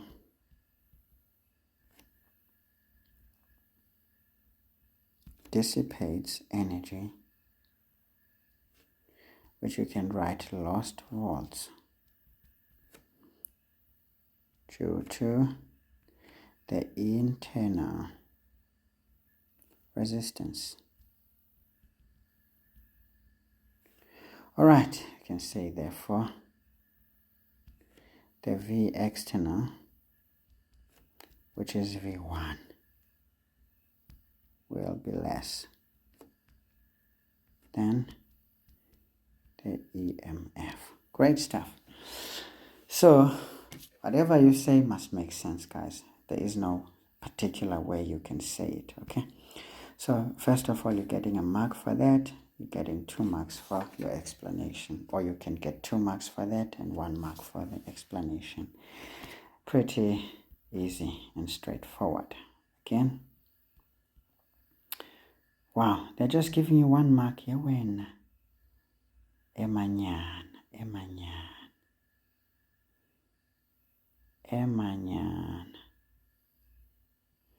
Oh yeah, I'm doing a mail here, so the explanation is a different question than the original. So yeah, you're getting just 1 mark. Okay, great.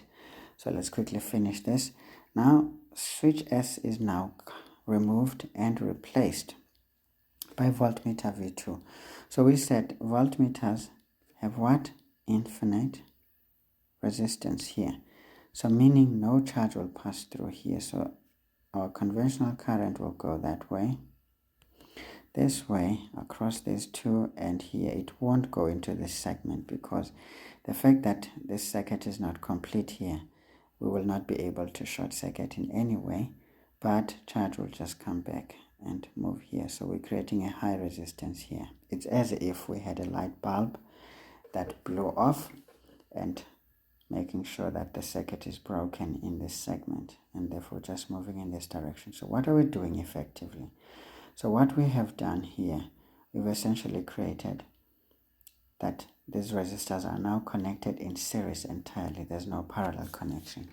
And you know that when the resistors are in series, the total external resistance will increase, whereas the total current passing through the circuit will decrease, as these two are inversely proportional. Okay. Now, how will each of the following change? Choose from increases, decreases, or remains the same. All right. Now, let's start answering. So, we want to answer, I don't know, I have a whole page to play with, so I can actually start answering here and say 8.4.1. Okay. The power dissipated by the 4 ohm resistor, well, we know that it decreases. Why does it decrease? Because the power is given by I squared R. Okay, R is kept constant, And we know that when we change that situation as was depicted, we are effectively decreasing the current while the external resistance increases. But for this particular resistor, it remains the same with the lesser current than it initially had, so the power will be less. And then of course, if there was a light bulb there, you would see that it glows a little less brighter than initially. Okay, easy 1 mark over there. No explanation needed. 4.2. Now the next question says the voltmeter V1. Okay, this one is a bit tricky because this is the total voltage of the external circuit. Now there's a bit of flip-flopping going on in there. So we can say, fine, we know here that the EMF is given by, I total multiplied by R external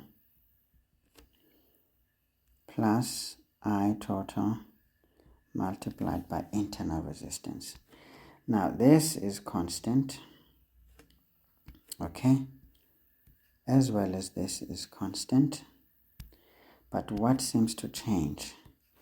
We know that the total current, because of the changes that were put in, this dropped, okay, and this one increased. So you see, this flip-flop causes problems. But we know that this current dropped. So what does this tell us? It tells us, remember Le Chatelier's principle in chemistry, if you want to draw an analogy or something similar. If this is a closed system, perhaps EMF being constant, and there's this flip-flopping, so you can't tell whether V1 is increasing or decreasing as a result. But because when V1 is not acting alone, you can see that the lost volts here will drop because the internal resistance is the same, but the total current has changed. So we're going to lose less energy in terms of lost volts, and that means this one should increase to give us the same total. So you can simply say it basically increases. Okay, you get a 1 mark, a very difficult 1 mark to get if you think about it, but the explanation lies on this equation right here. So as they said, etc. So you use these things sometimes to find sense, because certain situations create a bit of a situation for you such that your understanding becomes challenged greatly. Okay, so 8.5 says explain the answer in 8.4.2. Okay, we already saw that the explanation is drawn from this. So 8.5, is it 8.4? 8.5. So we can say here, well, the total external resistance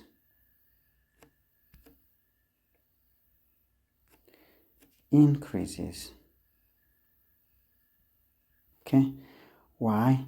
Because we can see here that now the resistors are in series. Of course, you don't need to add this. I'm just giving you extra information to convince you if you think I'm lying. Increases as the total current decreases. Okay, great. So that is the first thing. The total external resistance will increase because now the resistors, okay, you can say now resistors. Okay, I don't know why my now looks the way it does. It's really irritating me. Now the resistors are in series basically, and therefore the current will drop. Why? Because these two are inversely proportional. Now the second story, we can say since the EMF and R remain constant, this implies that the lost volts due to internal resistance will drop, essentially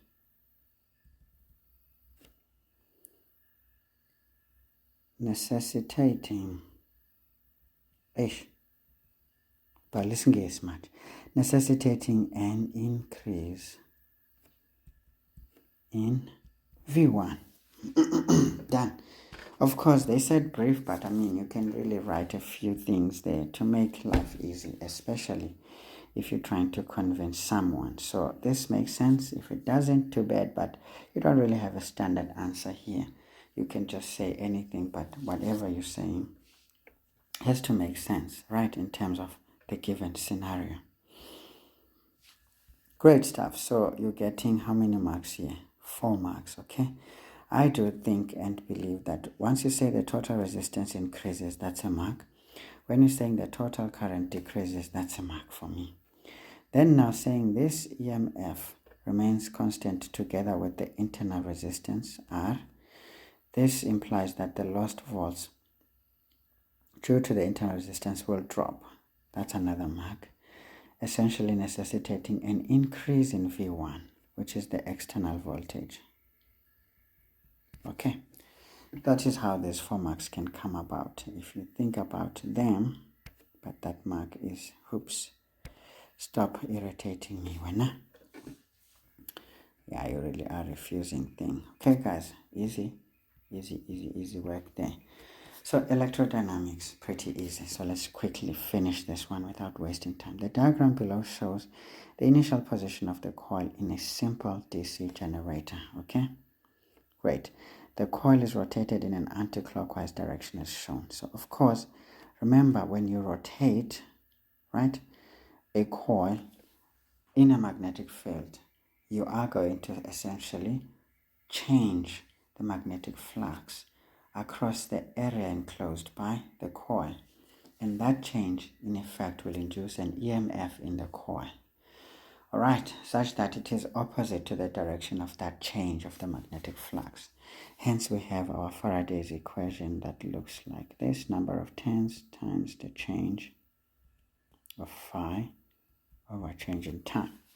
The negative simply says the change in the magnetic flux is opposite the direction of that change. I mean, the EMF's direction or the current change is opposite the change of the magnetic flux. Okay, great stuff. Remember such information. Anyway, now we're told the coil is rotated anti-clockwise. Right, you can see that. So when it is in the vertical position, we know that the change of phi is 0. So essentially there's no EMF, there's no current. But you will imagine that this coil has finished maybe half a cycle there. Yeah, we can just say half a cycle over there. I mean a quarter of a cycle, sorry. So what do we know? We know that the magnetic field is always from north to south. Okay, this is capital letter B. 2, we also know that the thrust through this limb of the coil, when it is here, it will be such that it's directed downwards. So this would be the force, right? Okay, this applied force by rotating this coil. And what else do we know? We know that, look, if this limb is sitting here, so this is going to be in this conformation, such that X is on this part and then Y is on that part. Now, remember, for generators, we're using Fleming's right-hand dynamo rule. So this simply says the direction of the field, that would be your index finger. The force is your thumb, it's down, so it's a very painful depiction. But we can see that the current should actually flow in this direction. Okay, always do that. Always do that so that it makes your life a lot easier. Alright, so it says now name the component in this generator that ensures that the induced current in the external circuit is in one direction only. Of course, so within the coil we know the current changes direction, but in the external circuit it flows in one direction because of the split ring commutator. So 9.1.1, this is the split ring commutator. Okay, getting a simple 1 mark there. Now, is the direction of the induced induced current from X to Y or from Y to X? You can see that it's going to be from Y to X. All right, so working out things before they are asked. So it's going to be Y to X. Another easy mark. This question is always there, guys, so this is a free mark, honestly. Technical, but easy. The maximum voltage is 90 volts generated when the coil is rotating at a frequency of 20 hertz. Okay, write down the time taken for the coil to complete one rotation. So the time taken for one rotation is essentially the period. Right, so the answer is find T. Okay, do we have enough space? No, we answer here. So 9.1.3, we can simply say, well, this is easy. The period is always inversely proportional to the frequency, which is going to be 1 over 20, which is going to be 0.05. 20 to 1 goes 0 times. We say comma. You put a 0 there. 20 to 10, still 0 times. Put another 0. 20 to 100, 5 times. So this is 5 seconds. So, I mean, you can do a bit of exercise to make your mind not to be too lazy. But you just put the thing in the calculator and you make your life easy. So you're walking away with just 1 mark because they just said, write this answer. They didn't care how you're doing that calculation. So I'm just doing it for your sake. So 9.1.4 says the coil starts rotating from the initial position as shown in the diagram, meaning the vertical position. So sketch the graph of output voltage versus time for one complete rotation of the coil. Indicate the maximum voltage and the relevant time values on the graph. Okay, this is 9.1.4. Okay, great. So you know that, well, we're going to do our stuff like this, and then we do our stuff like that. So of course we can say this is a VT graph, voltage. Okay, maybe let's write it, voltage output, not op, out, highway number, don't repeat, output versus time graph. Okay, for the generator, whatever. And then of course we're going to say this is volts, no, this is voltage, of course in volts, and then that's going to be 0, and then this is time in seconds. Then of course this is going up, 0. Then we know that, well, we have a maximum there that they told us is 90. And then we've got 2 time frames to capture, halfway and over there. So the period was 0.05 seconds. Halfway is going to be 0.25. 0.25. So let's say 0.05 divided by 2. Yeah, this is 0.025 seconds, halfway. Okay, so we know that this is what was meant to be the sine graph, and then of course almost halfway there will be at the top. So this thing is doing things like that, and then somewhere also halfway it's gonna go back up again. So we're going to do things like that. So all we're doing is stuff like this. All right, so in my initial video, if you watched it, you would have been in trouble because I kind of showed the wrong one. So please show this maximum voltage over there so that we can see it's the same peak, but it just becomes M-shaped. All right, we were told to show the maximum voltage and those 2 time values there. And then we can say for the shape of our graph, you're getting the 4th mark. Okay, easy stuff. Now let's get to the next question. The wall socket supplies RMS voltage and current. We know that. Now a 220 volts AC voltage is applied from a wall socket to an electric kettle having the resistance of 32 ohms. Now calculate the average energy dissipated by the kettle in 2 minutes. So this is pretty straightforward. So work is going to be V squared times delta T over R. Of course, you can just remember this one. This one is always easy. I don't know why I always remember this one easily. W is equal to I squared R delta T. Now you can manipulate this formula until you get here. So this is usually what is easy to remember for me. Then I simply work out the others, but in the information sheet you can just check this is there, so it makes your life a lot easier. Now when you're told this is the voltage supplied by an AC source, you always take it as an RMS voltage. Unless they set maximum, then the whole story changes. So this is going to be 220 squared multiplied by T, 2 minutes. Now a minute is 60 seconds, right? Now 2 minutes is going to be 120 seconds. Or maybe let's just say 60 times 2. Just for the sake of the student who's asking questions, what is that? Alright guys, let's quickly move here. So we've got ourselves 220 squared into 2 times 60 all divided by 32. So I'm getting here 181,500 joules. Remember, this is energy, so this will be joules. All right. Okay. All right. Okay.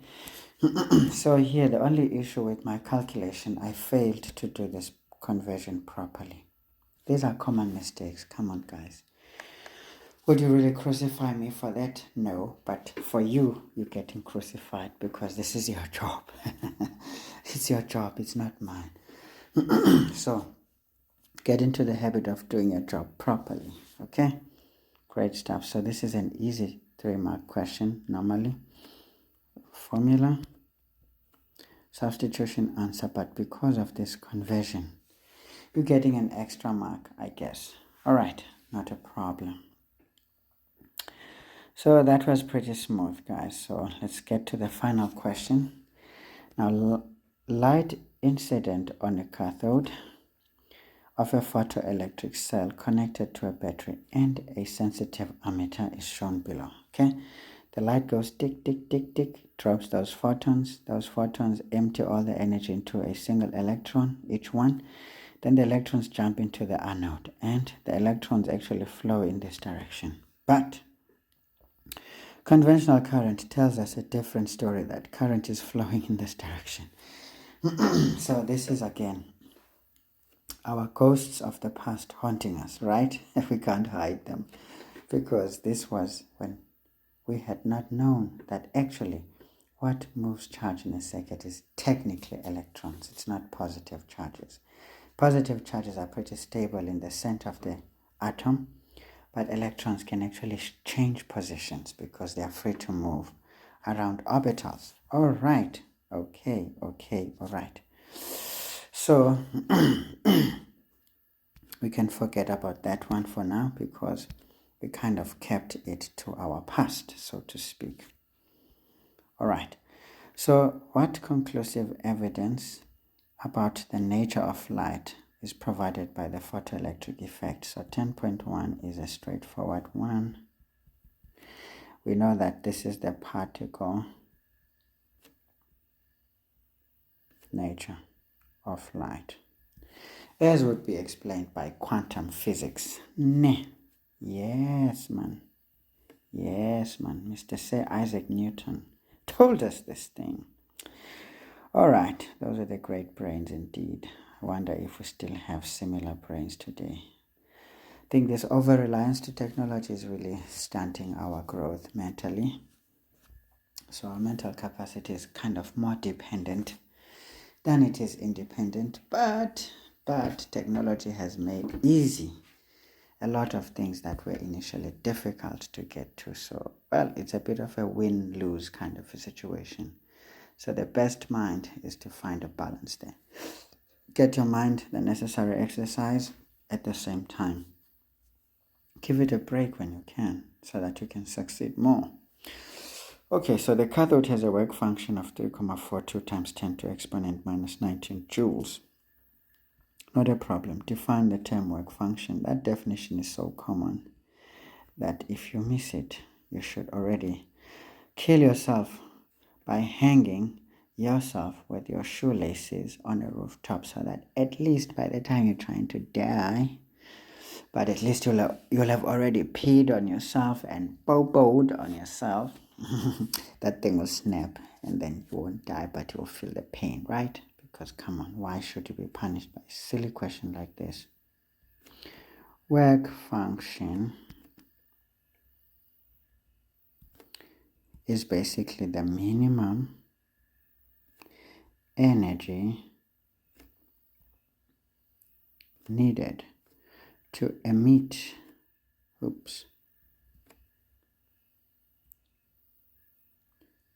electrons from a metal surface or surface. Right.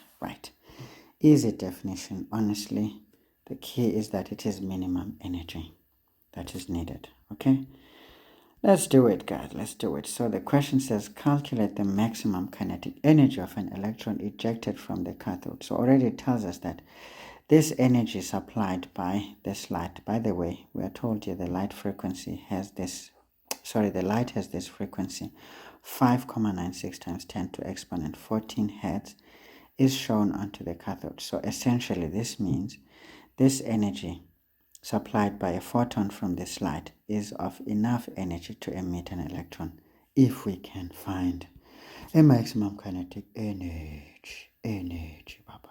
So we're doing 10.3. 10.3, we know that the energy of a photon is given by the work function of the metal plus the EK max of an electron that is emitted, which is called a photoelectron.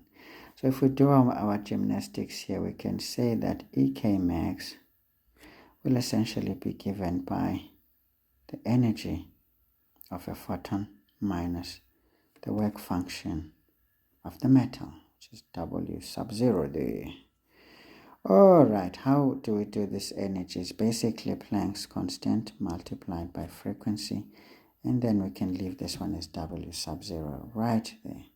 So Planck's constant is 6,63 times 10 to exponent minus 34 into this is 5,96 times 10 to the minus, is it minus? No, it's to the 14.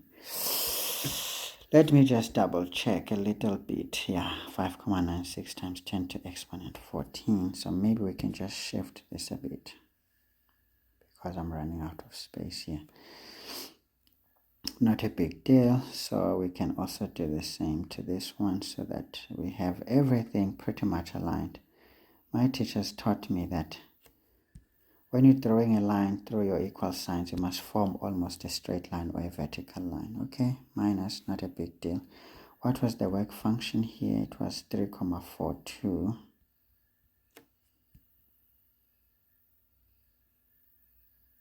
times 10 to the exponent minus 19 joules. So we essentially do the calculation as we see it. So 6,63 times 10 to the exponent minus 34 into 5,96 to the times 10 to exponent 14 minus 3,42 times 10 to the exponent minus 19. And the answer we are getting here is, let me just double check. So this is minus 19, this is 14, okay?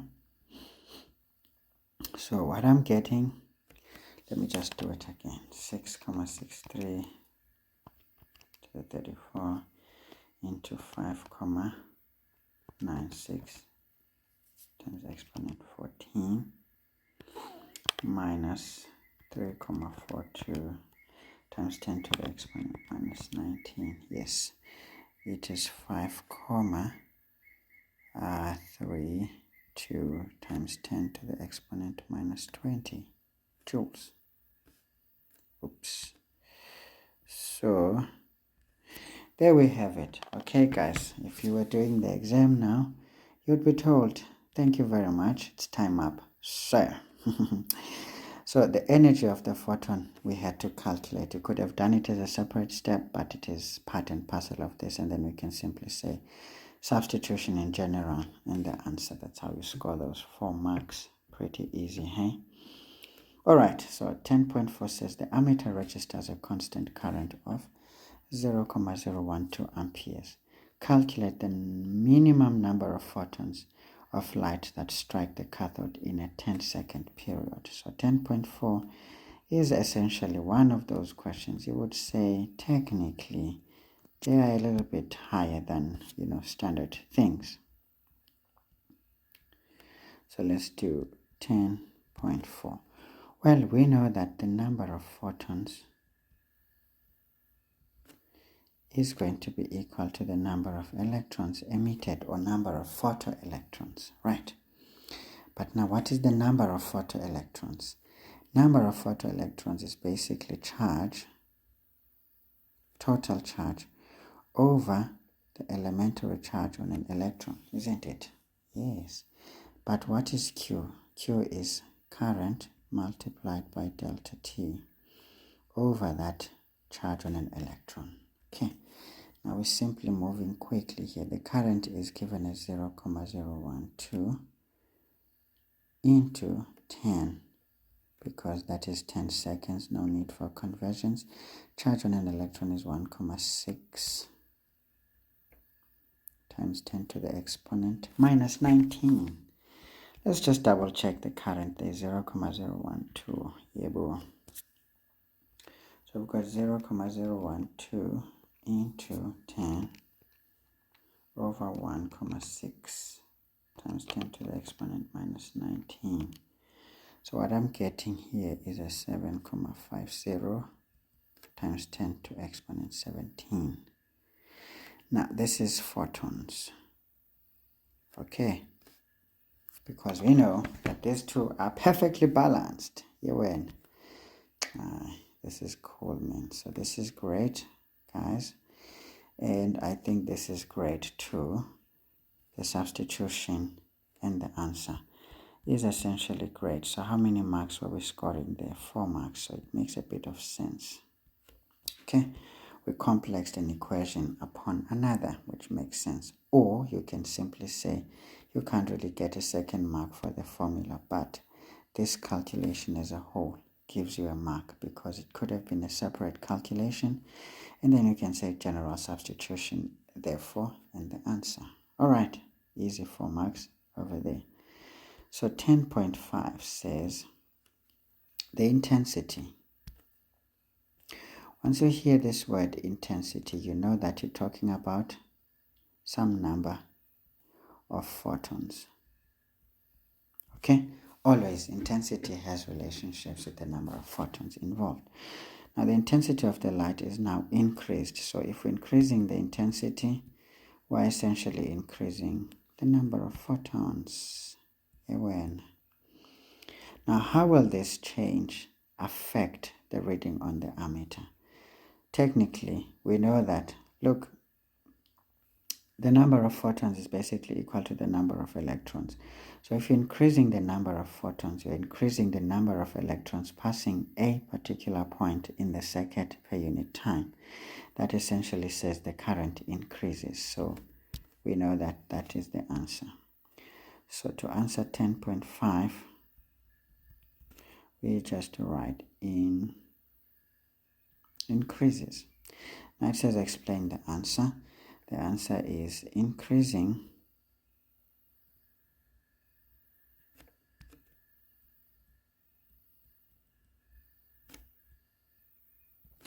the intensity of light effectively increases the amount of charge passing a given point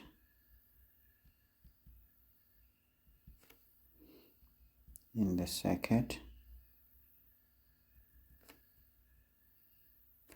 per unit time.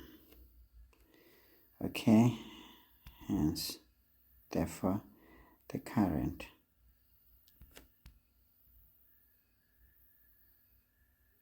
increases. Of course, always have a conclusion, so you're getting a mark for that, you're getting 2 marks for your explanation, which must always have a conclusion, so to speak. Okay, guys, this, of course, in these 5 minutes that you could have been given, they can actually grace you with some 10 minutes. I mean, come on, finish up, guys. They'll say 5 minutes, but they will essentially let you lapse up to 10. Even in a soccer match, we know that the match has to be what? 80 minutes, but the referee's discretion has to come into effect, so you may be given a bit of time. So look, I was taking my time to indulge here, but I was essentially well within the time that you needed to finish this exam. So imagine when you are writing this and you're not explaining to anybody, you're just simply getting an answer where it's needed and you're moving.